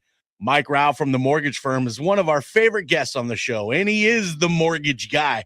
Whether you're looking for a refi or a mortgage to purchase a new home, Mike Rao will get you the answers you need. The Mortgage Firm is licensed to do loans in Florida, Alabama, Tennessee, and Georgia, and they have local offices that cover all of South Florida. So if you're thinking about a refi or a new mortgage, go to the mortgage guy, Mike Rao, and find out what he can do for you. The Mortgage Firm, Inc., NMLS 189233, Florida license MLD 78, equal housing lender. The law office of Paul A. Krasker has been specializing in real estate law for nearly 25 years and has the professional team you need. Upside down with your house, Paul's team can help you conduct short sales, loan modifications, even if you're behind on payments. They also help you with foreclosure defense and bankruptcy. They can even help you get a student loan modification and repair your credit to get the score you need. Paul's full-service team has helped thousands of our listeners, and they can help you too. Trident Title LLC is the largest privately owned title company in Florida. When you need a title company to complete a refi, home purchase, or sale, Trident Title has got you covered. Not only do they offer competitive pricing, Trident Title has attorneys on staff to make sure if you have bumps in the road declaring title that you can get the job done. Beware, not all title companies in Florida have attorneys on staff. Trident Title does and complies with all the new federal regulations released last year. Ross Camaronets, owner of Brightway Insurance, has been helping our listeners get great rates on homeowners insurance plans. Haven't checked your homeowners insurance policy in a while? This is a great way to help reduce your monthly mortgage payment. Ross can also help with renters and auto insurance. Ross is only a phone call away and can usually get the answers you need same day. Call Ross today at 561-425-6228 or drop by his office at 873 Donald Ross Road in Juno Beach. So now you know why I'm happy to be part of the Florida Talk Real Estate Show, the longest running real estate show in Florida. And all these sponsors are just a phone call or a click away. Just call 888-973-7828. That's 888-973-7828. Or go to floridatalkrealestate.com. That's floridatalkrealestate.com. And don't forget to use the most accurate search engine to find your new home or ask for a free home valuation because floridatalkrealestate.com has you covered. That's floridatalkrealestate.com. From the Anajar and Levine Accident Attorney Studios. Have you been in an accident? Call Anajar and Levine Accident Attorneys at 1-800-747-FREE. That's 1-800-747-3733. Real Radio 92.1 is WZZR West Palm Beach, an iHeartRadio station. Make us the #1 preset on your car radio and on the free new and improved iHeartRadio app. Listen for all your music, radio, and podcasts. Free never sounded so good.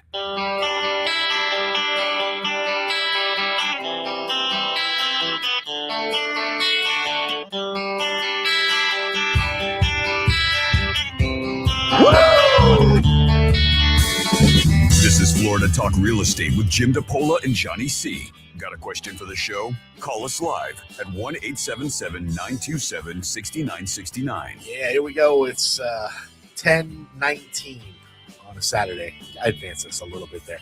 Now, if you do that math, there's plenty of time remaining for your phone calls. We got you until 11, 2 hours of infotainment. Dial in if you'd like, 877-927-6969. Jimothy will line you up there. At least I believe he will. What's up, my dude? Hell yeah, give me a call. Keep me busy over here. Always good to have you with us on Good to see Saturday. you, buddy. Johnny C, that's me, your old buddy, your old pal, your air traffic control. Ross Camaronets is with us as well. He's with Brightway Insurance, Juno Beach. What's up, Ross? You know that's right. Oh, man, good to see you as always. AJ Holman's here, too. ExperienceAppraisers.com. Good to see you as well. Having a great time, nice and warm. I love it. Yes, me too. Yeah, manifesting some warmth over here. It's coming together. Jimmy D's our fearless leader. Told you he runs the top producing Keller Williams team for a long time now. It's the Florida Home Pros with Keller Williams Innovations. What's up, Jimmy D? Hey, good. I think this is Jarrett Perry, but I'm not sure. Somebody just sent a message to us who knows Paul Krasker, and I want to just bring this up. This is about the last segment. we're talking about assessed values and everything, and selling your home and buying a home. It says, remember what Paul Krasker said. It's a good thing to challenge the county assessed value to make it higher if you're planning to sell, so that the portability homestead amount that you get is larger for your bigger home. I forgot he told I us that. remember. 100%. I You think remember about that that? all the time. Oh, I know. I think I remember him telling that I story. forgot. I on got to air. put that in my toolbox better. Yeah. Tell people. There was people there was attorneys going around doing that retroactively after their sales because they still owed a portion of the taxes that they paid at closing. So that's a tip. If you're selling your house and if you're like AJ and AJ was selling his house and it's been homesteaded since 1942. I'm joking.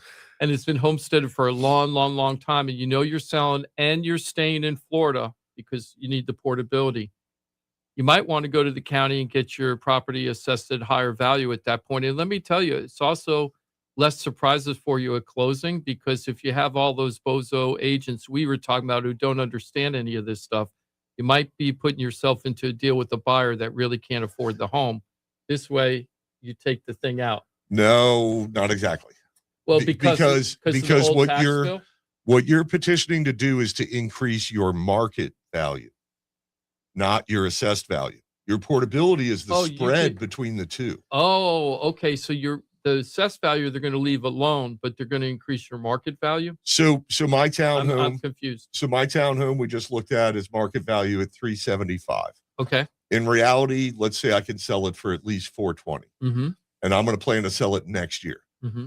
So I could go to the county and say, hey, you said my property's worth $375. That's not true. It's worth $420. I paid an appraiser as of January 1st of 2025. That's what my value is. And you petition to have them increase it. Wouldn't you be paying 3% on that spread? No, because it's the market value. The 3% is your assessed value can only increase by 3%. My assessed value right now is like 180, even though see. my market Yeah. value is 375. So that's a really good tip. Thank you for reminding us on that. And I have to be better on that. And who makes that decision? Is it like a board? Is it? Well, you go to the tax authority and you petition to do it. And the thing is, you're actually screwing over the new buyer to some extent. Yes. And also, like, they don't like doing it at the county. Like, if you ask Dorothy Jacks about this, I guarantee you, I caught her in a parking lot and asked her about it one time. And she's Stalking like, her. Yeah, wait It for sounds the like he was parking lot. stalking her. well, no, it was after. I didn't want She to goes bring it up. Applebee's every Tuesday at 6:30. I didn't want to bring it up. She appeared somewhere that I was at, and I didn't want to bring it up in front of everybody. Oh, But no, she said, look, what you're describing is legal, but it's horrible, basically. and like you say, you are in that sale. You are totally screwing that buyer. Now the buyer you're advancing the screwing. You're saving. You're kicking it forward Well, a year, basically, right? If let's say Yeah. it did sell Yeah. for 420, normally they would probably only increase from that 375 market value to something below the 420. They would try to aim 15 to 20% low. Right. But if you're, the technical fact of the matter is it is worth 420. I want all of my 420. It's great for you on your portability, but the new buyer is now paying on 420 when all the neighbors are paying at 375 for their market value. Yeah, that's a great perspective, It no is. doubt. Yeah. Yeah. So let's switch gears over to Ross Camaras, Brightway Insurance, Juno Beach, the only place to go get your insurance statewide. Did you know it? Why would you go anywhere else? It's crazy. So Ross has been talking to us for quite a long time now. It's been weeks and weeks and weeks, if not longer, months and months, where we've been seeing homeowners insurance rates dropping for a lot of September people. is when I saw the September. September, I Wow. saw So the it's first been renewal 4 go down. months. 4 months we've been going, this is awesome. Yes, it is. So 4 months we've been seeing better affordability with homeowners insurance. And we were also seeing it. He did mention earlier that we were seeing that also happen in the car industry, the auto insurance.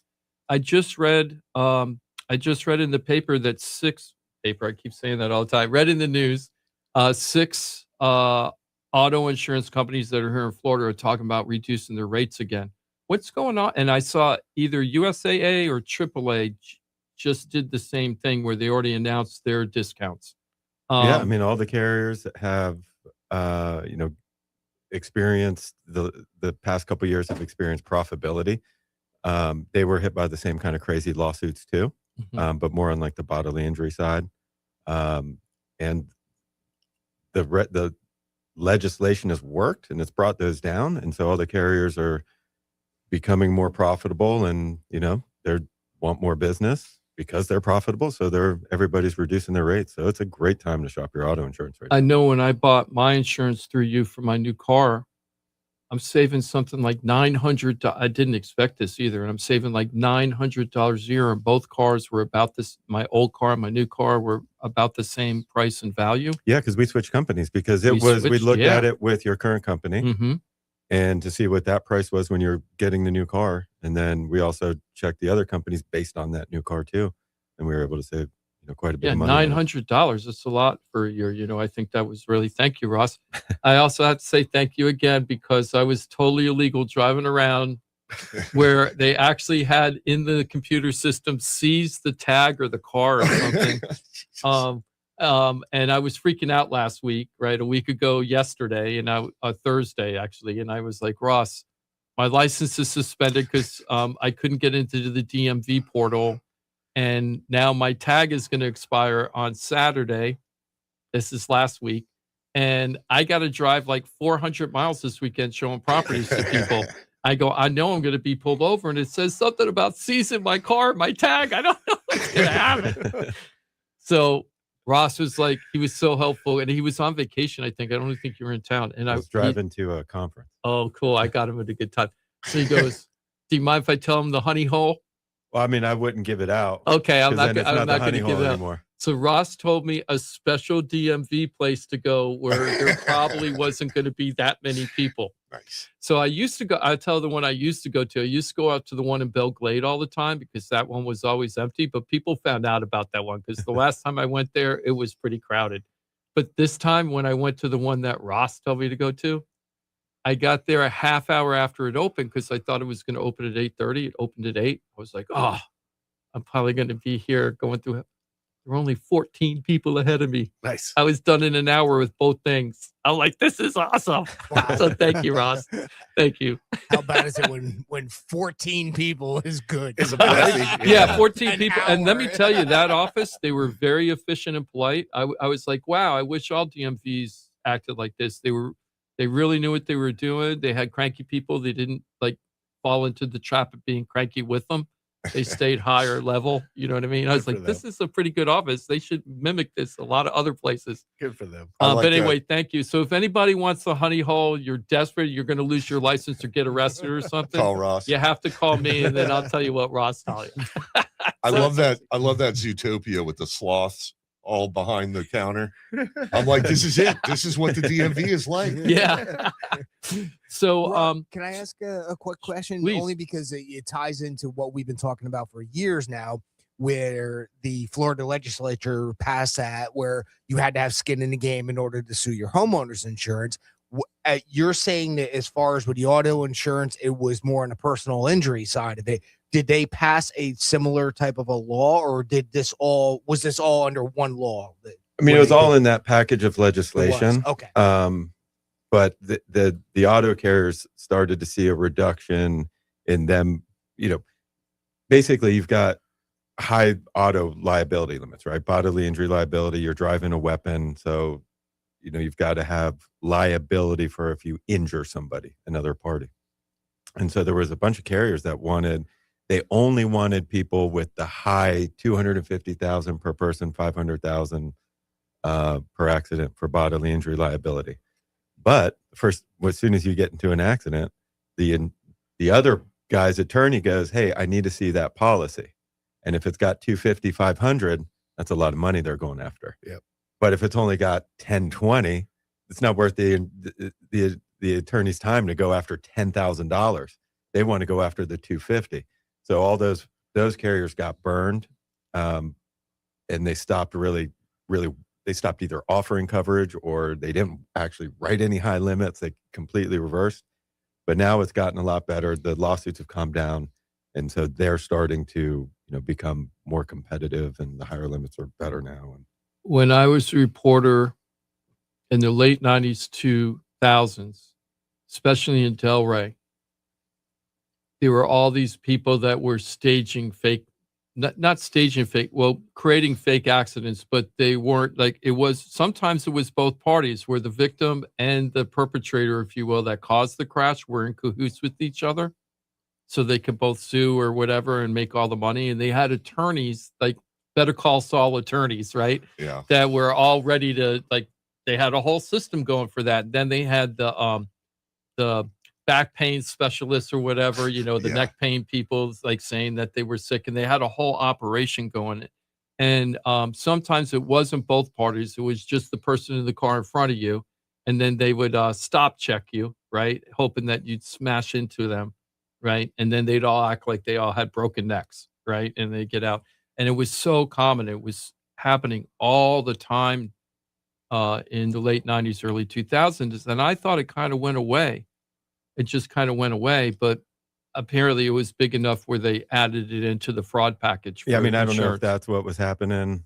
Yeah. But, things. I'm sure that they did the same thing, Ross, where if you're going to sue that you got to pay now, and that's probably what's stopping the lawsuits, the frivolous lawsuits. The auto, I didn't look into, because I didn't really look into the auto Nobody part really of it, talked because it about was just, I mean, we're dealing with homeowners on a daily basis, and those we're seeing, you have a 40% increase on $5,000. That's a lot bigger than 40% on $600. Yeah. So we're paid attention to the homeowner side, and we're working on that. So savings tip number 1 today, if you got a car and you have insurance and you're in Florida, call Ross and let's find out if you could save $900 a year like I did, right? Yeah. I'm not saying everybody can. I was just really happy with my results. Did not expect it. Always would work with Ross no matter what. But I was really surprised what happened, and other people can save money too. Right now, anything you could save. Oh yeah. Let's say last year, a lot of people were shaving off things to try to save money, like uninsured motorists and stuff like that. And maybe you might be able to get it added back on and save money. You don't know until you find out. So you got to call Ross. Now That's let's right. talk about the bigger savings. So talk about the campaign that you're doing right now and the goal that you want to reach about trying to help people save money. Yeah, so this is kind of the first time we're going to talk about it awesome. publicly.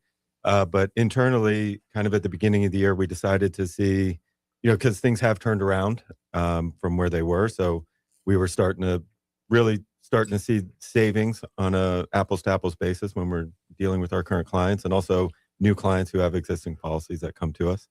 We started to see those savings. So we said, why don't we see how much we can save people this year? So we're starting to track it.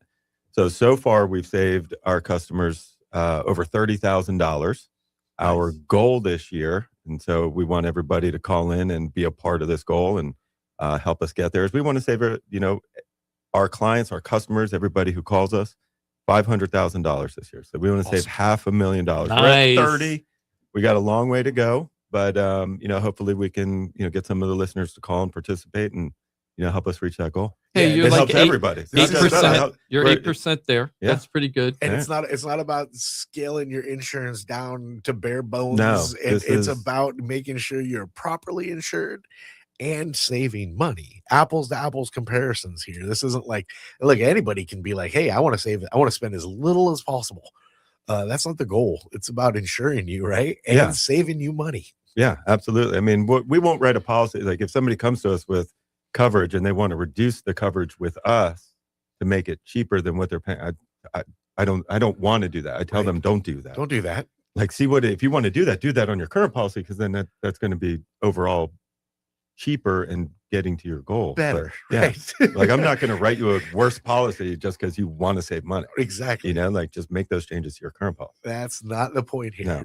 And So oh, yeah, I'm everything sorry. that we're doing is apples to apples. And, most of our business comes from a real estate transaction. So there's not a lot of savings there. So this is just what we've done so far with our current clients and reshopping their policies and, with our new business with people who have existing policies. So I gave my deck page to Ross. Well, most of it. He didn't have all the information needed a couple weeks ago. And he got back to me like a day later with 2 quotes. And both were going to be saving me money. Just one was full water coverage and one was partial water coverage. Mhm. But I think the savings was like it was like 900 a year or like 1600 a year. So we just got to, I got to verify which coverage I have to go apples to apples, or possibly increase my coverage, right? Right. If So I'm a one little- was either 900 I think the other was like 1600, and then the other one was like 1500. 1500. Yeah. Substantial though. I Yeah. like you. Yeah. You quoted me. You always quote me that way too for my clients. I like that. Here's two options. Yeah. I mean, because we don't spend anybody's money. Yeah. That's Right. You spend your own money. We're gonna give you the information, and then you can choose how to spend it. That's You know, funny. we're not just saying, oh, here's a quote. Go with, this is your only option. I use that line all the time. I love it. I'm not spending your money, but if I was, this is And this, just to put into perspective those numbers in case people aren't good with math, if it was $900 savings, that would be a discount on your mortgage payment of $75 a month, right, for your escrow, right, if you have escrow. And at $1,600, it's $133 a month. So we're Yes. talking real money here. Oh yeah. It's real savings here, and that's what I love. And I love when we're in this cycle as opposed like we're figuring out how so to much save better, people yeah. money cycle. I love this cycle when we're in it. So I'm just enjoying it right now. Yeah, it's I'm much just it's much enjoying it better very than much. the bludgeoning cycle. Yeah, it used to be like how can I prevent your policy only going up 1,000 and only making it go up 500? Yeah, hey, I saved you $500. Right. But I didn't get to reduce it. Yeah, So that's what we're doing now. So that's really, really good. Now, So in order to reach his goal, though, we need you, the audience, and we need you to share the information. This is a free process, and it is as painless as it gets. It's really about giving Ross your address, and if you can give him your declaration page, you really can then give in apples to apples comparison. So that's again as simple as it can be, and you're going to get a response really quickly. I got mine the next day. A couple of options. Then again, a little bit of my side, like, here, just let me know, because you didn't give me all the information I need. Let me know which one's going to be more apples to apples coverage for you. But you can save money, and you can help Ross and his team reach their goal, because they want to save you some money. It's not about getting you in a less situation. He wants you covered, and he wants you saving money. And a lot of Do your times part. we're giving people better coverage. Well, that's even better. A lot of times, because you see a lot of limited water damage policies right now. Yeah. A lot of limited water. And so a lot of the times we're able to take somebody who had limited water, give them full water, And still, save them. that's So- win-win-win. good question. One of the people on YouTube said, does your insurance score get affected if you change policies multiple times? Like if you're switching in and out of policies, does it affect you like in your insurance So rating? not really an insurance score, but you're a good portion of your auto insurance premium not with your home, but a good portion of your auto insurance premium is how long you have been with your previous carrier. Loyalty based. Right, kind of. So if you've been with your previous carrier for 5 years, you'll probably get a better rate than AJ if he's only been with his previous carrier for 6 months. That's really good info. But auto, But it world. always, but hey, it always, if you're saving money, you're saving money. Yeah. Right. So The other tip I want to give people right now about insurance, and I've been doing this with my buyers. When buyers are like at the upper limit of where they need to be as far as their mortgage payment and what they're trying to qualify for, Mike always budgets a certain amount in his app for insurance based on the purchase price you're going to do. But I've been finding that some of that can be off because there's no way for Mike to predict what type of house you're buying or whatever. So what I've been doing lately with the people that are right up against the limit, I've been taking the house either after we saw it or before we saw it, knew that there was going to be a roof involved, like there would be a new roof if the house was bought. So I would have been throwing it to Ross's team and saying, hey, here's the listing. If it has a brand new roof on it, what's the insurance quote? Then I'm taking that insurance quote and compare it to what Mike's app is saying. And if there's a difference, I'm adjusting it. So when I have my buyers, not only am I telling, look, when you qualify for loan, this is what you're going to pay with the real insurance quote.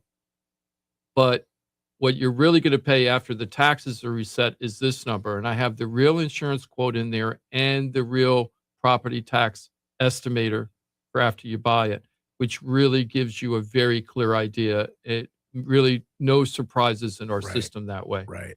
So just, just think about that. If you're at your upper limit, say, wow, maybe I should be checking what the real insurance policy is going to be before, as I'm turning in the offer. Right? Yeah, I mean, because there's mortgage brokers out there. They're just trying to sell a loan to somebody, and they sell on payment.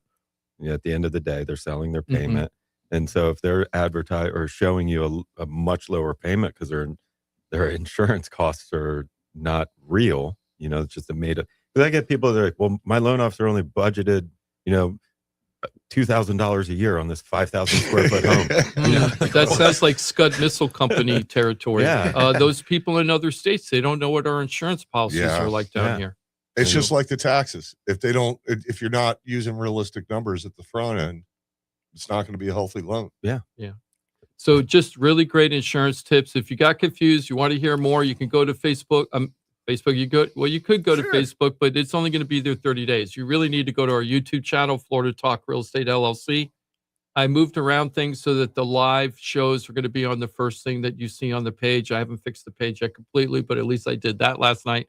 So go check it out if you want any reruns. And you can go to the iHeartRadio app and listen to us all year long. Nice. I think we got 500 shows in there, so go listen away. Nice. The library. Okay, so I want to switch over to a different subject. Last week, we were talking about Marley and Me and the Millionaires. And what that segment was about was how the famous author from Marley and Me, John Grogan, came back down to West Palm, where he originally lived, went to a very old eastern part of West Palm Beach near the Palm Beach Post, where they are, and went to go look at their old house. It was in the process of being torn down. They paid $105,000 for it in 1989, and it was just sold for the lot for $1.38 million.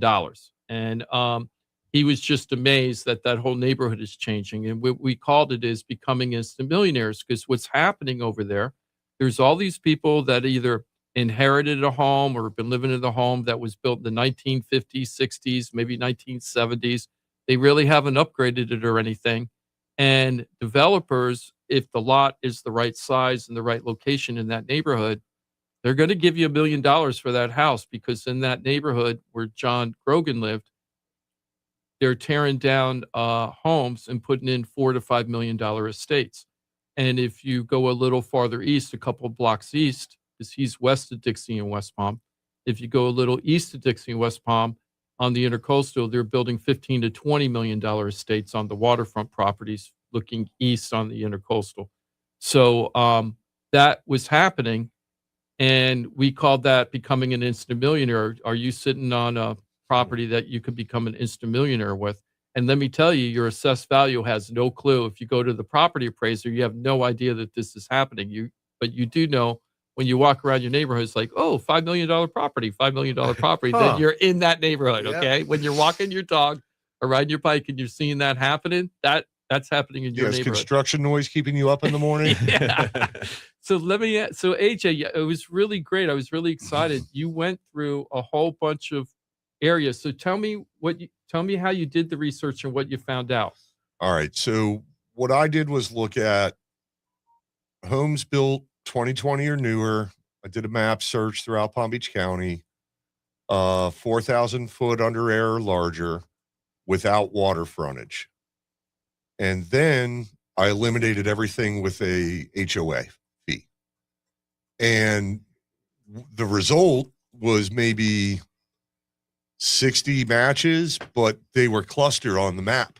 You could see, there's 15 in this eastern Boca section. Here's 10 in this neighborhood here. And the reason that is because there are only a few areas that have these new elevated mansion type value, new constructions going in that are going in a large number.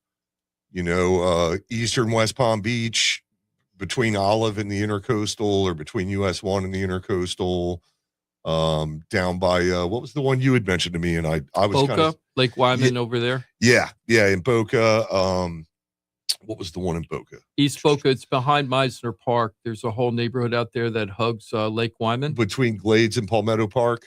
Yes. Yeah. That's that was like a really concentrated cluster on my map.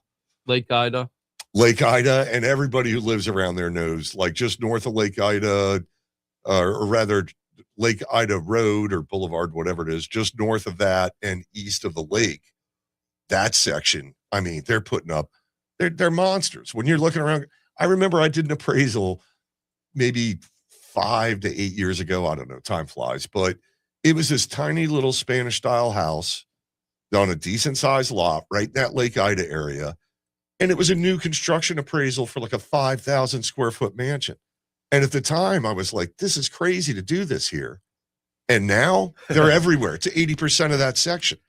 So the Eastern West Palm areas like that. Around the North Palm Beach, North Palm Beach Village, Yacht Club in North Palm Beach, Pennock Point and Jupiter is another example. Even though they're dry lots, they're large lots, and Jupiter is it's hard to find a nice big lot, that's close to the water. So there's a lot of different areas. Actually, by you, Ross, in Juneau, Seaview Ridge, I saw a little strip of little mansions going in there. Yeah, there's a couple spots right there by the beach where they're starting to put in some big dogs. Yeah. You know what was always surprising to me? The 4 to 5 million, when that was first coming out a couple of years ago, that was very shocking to me, and I felt I didn't understand what was going on. But what's more surprising to me is how it's kind of spread out, and it isn't necessarily waterfront lots. At first, it was only like waterfront, right? You had to have intercoastal access or ocean access somehow with your boat, or you were staring at water from your front or backyard. Kind of makes sense. Now it's not like those that. are the ones for sure that Right, always. but now you don't the even need to have interior that. lots, right? You don't need the waterfront, you didn't need the boat thing, and you're still getting developers coming in and doing it, and people are buying them. You just need the big chunk of land. Yeah. Well, and no, it isn't. it's not big that chunks. big. No? No. Well, it's got to be big Quarter enough acre. to sustain the property. Quarter Well, they're- acre. For sure. Yeah. And these builders do want to maximize. And, I was just showing Jim on the break what I'm doing an appraisal right now for an estate home. Hasn't been updated probably in decades. And it's only a few lots from the water from Flagler. So it's in that West Palm area between Southern and Forest Hill. It's maybe 5 or 6 lots from the water. So what becomes important there, all those lots are between, not all of them, but let's say the vast majority are between 6,000 square foot and 13,000 square foot. Well, I didn't realize one thing in my analysis that I have been picking up on more lately is because of the setback requirements, it matters what the front footage is. If you're 60 front feet and I've got setbacks on both sides, now my house is skinnier. And I can only make it so, because it's all about maximizing. Right. Can I put a 6,000 foot mansion there, or a 4,000 foot, or a 3,000 foot?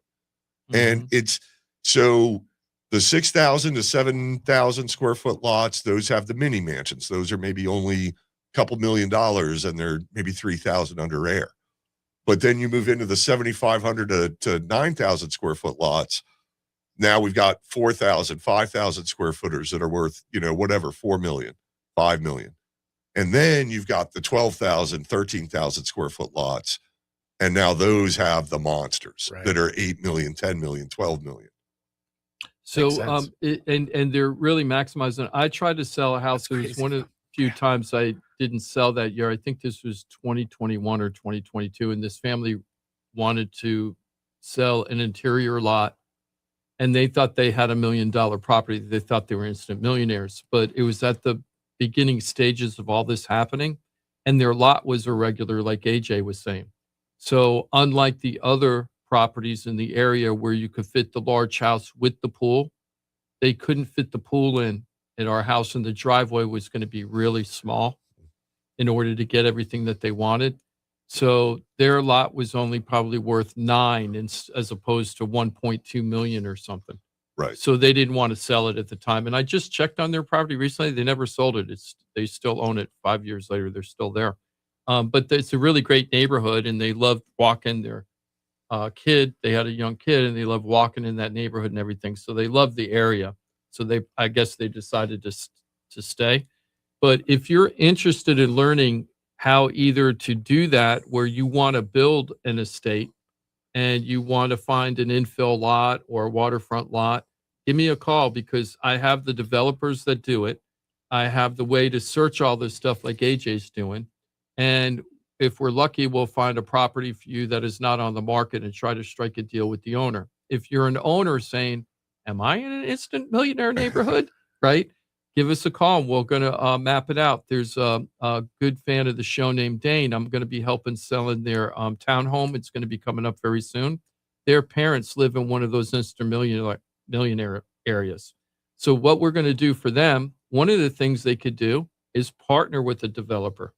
Instead of just selling the property to the developer, I know a lot of developers would prefer not to raise that $1 million or $1 million plus for the land. Yeah. Have you partner with them, right?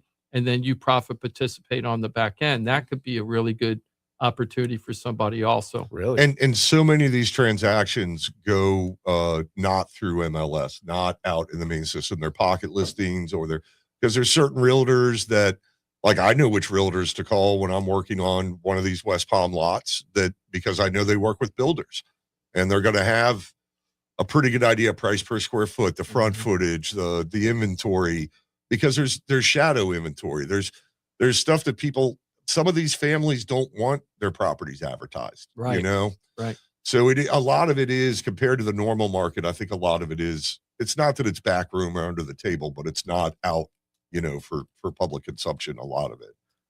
How tough is it for an appraiser though? So Very hard. we're talking, yeah, it's gotta, so we're talking about these, you know, these neighborhoods that I'm wondering this maybe same haven't fully kicked in yet, right? So somebody's like, oh, I'm in a pocket that looks like it's going to go here, so they move forward, right? They maybe they're going to do it on their own. They're going to do a tear down and put this.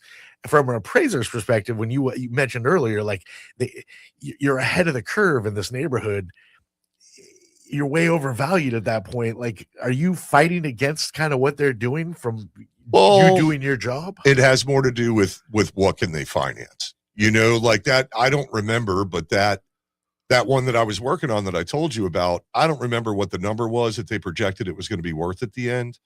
I think I was probably in line with that, but in reality, it ended up being worth a lot more. Huh. I have a question related to that. So let's say that you have a person that has a 1958 3-bedroom, 2-bath with terrazzo floors and the windows, Jalousie windows. Jalousie, Oh, thank yeah, you. I'm having nice. a jalousie windows. You know, just an older home. Let's say it's in kept very well conditioned, but it looks 1959. Everything. You It's know how sitting on a cold nice. it's been in that house? And it- Oh my god! And it's been sitting, you know, it's just sitting in this instant millionaire neighborhood.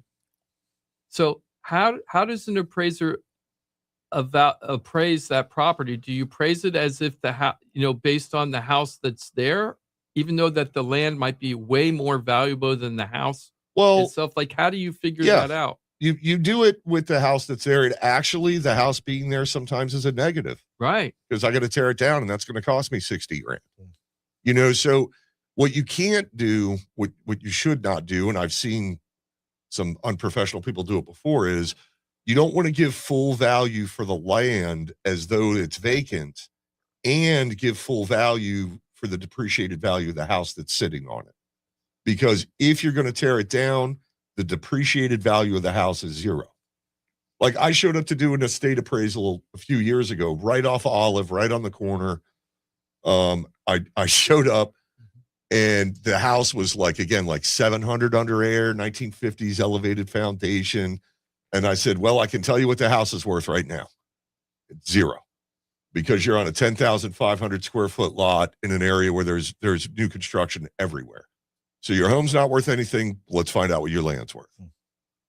And you'll do that. Let's say you have a seller who doesn't understand what's going on, and it's in that type of neighborhood, and they insulated from everything that's going on, and they just decide, you know, it's time for me to sell. And they have no idea that they're sitting on this potential gold mine. Is it your job to kind of bring that up to them as the appraiser, like to show them what they don't know? Or if they just say, hey, I want to know what my house is worth, give me an appraisal. Well, that's like 40% of my business is people that are getting ready to sell that just want to have a really good idea what they should sell for. Mhm. So if I'm hired by you for that purpose, then yeah, I'm going to show you and say, look, this is what's going on. I'm going to give you all the insight into why I think what the market drivers are and what's happening. But usually when you see an appraiser, it's because the bank hired them for the buyer, and they're not going to tell you that you're selling too low. Totally understand that, but I'm just talking about like a regular person that's doing a private appraisal, and they're just like, I'm thinking about putting my house on the market. I want to know what it's worth, and they have no idea what's happening all around them. Yeah, I do. So a ton they're of thinking those. like, okay, my house might be worth $500,000 because it needs a lot of fixing up. Or right? or they might see all that. Let's say they are in that West Palm area, and I'm just using that because I know the lot size breakpoints and Mhm. everything. And they're on a 5,000 square foot lot, and they see all these things going on around them, and they think, oh, somebody's going to throw a nice big house on here. No, because that lot's only 5,000 square foot. No builder wants it. Right. Just like what happened with me with that couple. So the other thing I wanted to bring up, and this is just a little thing, we were talking about future, and I keep saying that like out in that Westlake Arden area that's being built out there, eventually that's all going to be Weston, right? Like Southwest Broward County or Central West Broward County. Weston, W-S-T-O-N, not Weston, the city, W-S-T-I-N up here. Right. But that whole area is going to be total suburbia mayhem, in my opinion. Oh yeah, it's got nowhere else to go. Yeah, and it is probably going to take 20 years or something, but that's where we're heading right now. We're just starting to open up a lot of ag land that they swore in the 1990s and early 2000s they were never going to open up, and now they're going to open it up. Wahlberg just bought a $37 million property west of the Turnpike in Delray. It's like, it's coming, right? It's coming. So, one of the things I was saying to AJ is like, I was driving around in the acreage area and I was seeing how that you can drive streets and see the history of what's happening in that whole area. And I said, are we getting to the point now? Because they are building $3 to $5 million estates in those lots out there. That's crazy. And the thing is that I'm wondering if it's smart to buy land cheap right now. And I'm putting cheap in quotes because back, you used to pay 35 and now you're paying 175 to 250. But buy land cheap or buy a really beat up house, try to fix it up good enough to rent it out for a while. You're not really making maybe that much money, but eventually that it's going to be a teardown and they're going to sell it as a teardown. And I said, no, that's not happening. Yeah, I don't see that. And the reason why, you had a really good reason. Tell me why you thought why, which made sense. Well, I don't remember what I told you. Too but much land. There's too right, much there's still land too out much there. vacant Too much land. availability. The Yeah. problem is east. There's no land. That's why everything's going so high. AJ found one. Yeah, and then I think that day or the next day, I was writing an appraisal, and I ran into a house because I was doing a new construction appraisal. And one of my comps, brand new house, lo and behold, they bought it with an old house on it, tore it down. And they're putting on an estate. So I that's had even to let happening him out know there. he was right. Yeah. So all those people had the 1970 houses out there that are old as dirt and haven't really fixed them up. You might be coming instant millionaires soon. Well, it's also, there's still land out there, but most of the undeveloped lots out there, there's a reason they're not developed. They're low. It costs a lot of fill, maybe $50,000, $80,000 to get it into good shape. If there's a house there, it's probably already been filled pretty good, got a decent elevation. Yeah. It sounds like amazing opportunity for so many, but I'll tell you, it is the opposite end of the spectrum of the affordability that we're looking It's for. so depressing. Yeah, it's amazing. You know what? It's not depressing. It's amazing. But if you're like, man, I'm trying to buy a home, and you're like, whew, this is getting rougher and rougher. I'm going out and help somebody find a $150,000 home today. So it's at all price points. There's a home for everybody. They're there. Yep. You just have to work. You have with to the work right really people. hard to find You do. Yeah. It's just not going to drop in your lap more times than not.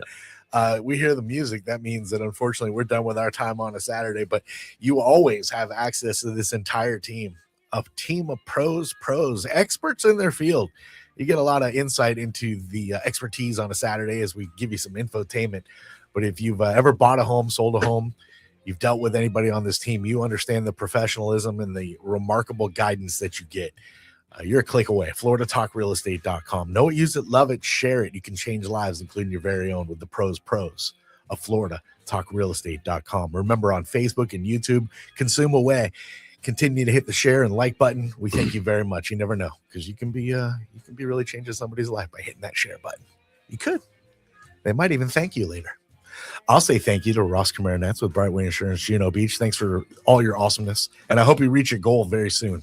Thank you. Thank sometime this year at least. you. Yeah, and you're very I welcome. hope he adjusts it up. Yeah, we Yeah. got to raise this goal. Yeah, We're that'd be gonna- we're awesome gonna Yeah, that'd be great. Trying to save $500,000 for our for customers. the here. customers that are just reaching out to see if they can save money on their property insurance. Do it on your auto insurance as well.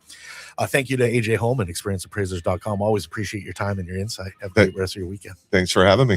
Always a pleasure. Jimothy, thank you for everything. Thank you, Johnny, Jim, AJ, Ross. Always a pleasure. And Jimmy D, Jim DePolo with the Florida Home Pros team. Thank you for everything always. And good luck on your outings today. Yes, thank you, Josh. I'm heading up there. Let's go find your home. LFG. Good luck, Josh. Thanks for being with us always. We'll be back next Saturday. We invite you to stick around with the locker room. We're going to squeeze out a sports show. I bet we talk a little bit about Super Bowl. Nah. What's that? It'll come up, I'm sure, once or twice. Probably be mostly Daytona 500 talk. Oh, And yeah. Olympics, lots of Olympic talk, Yep. knowing Greek. Of course. We'll be back next Saturday. 2 more hours of infotainment. Florida Talk Real Estate Style right here on Real Radio.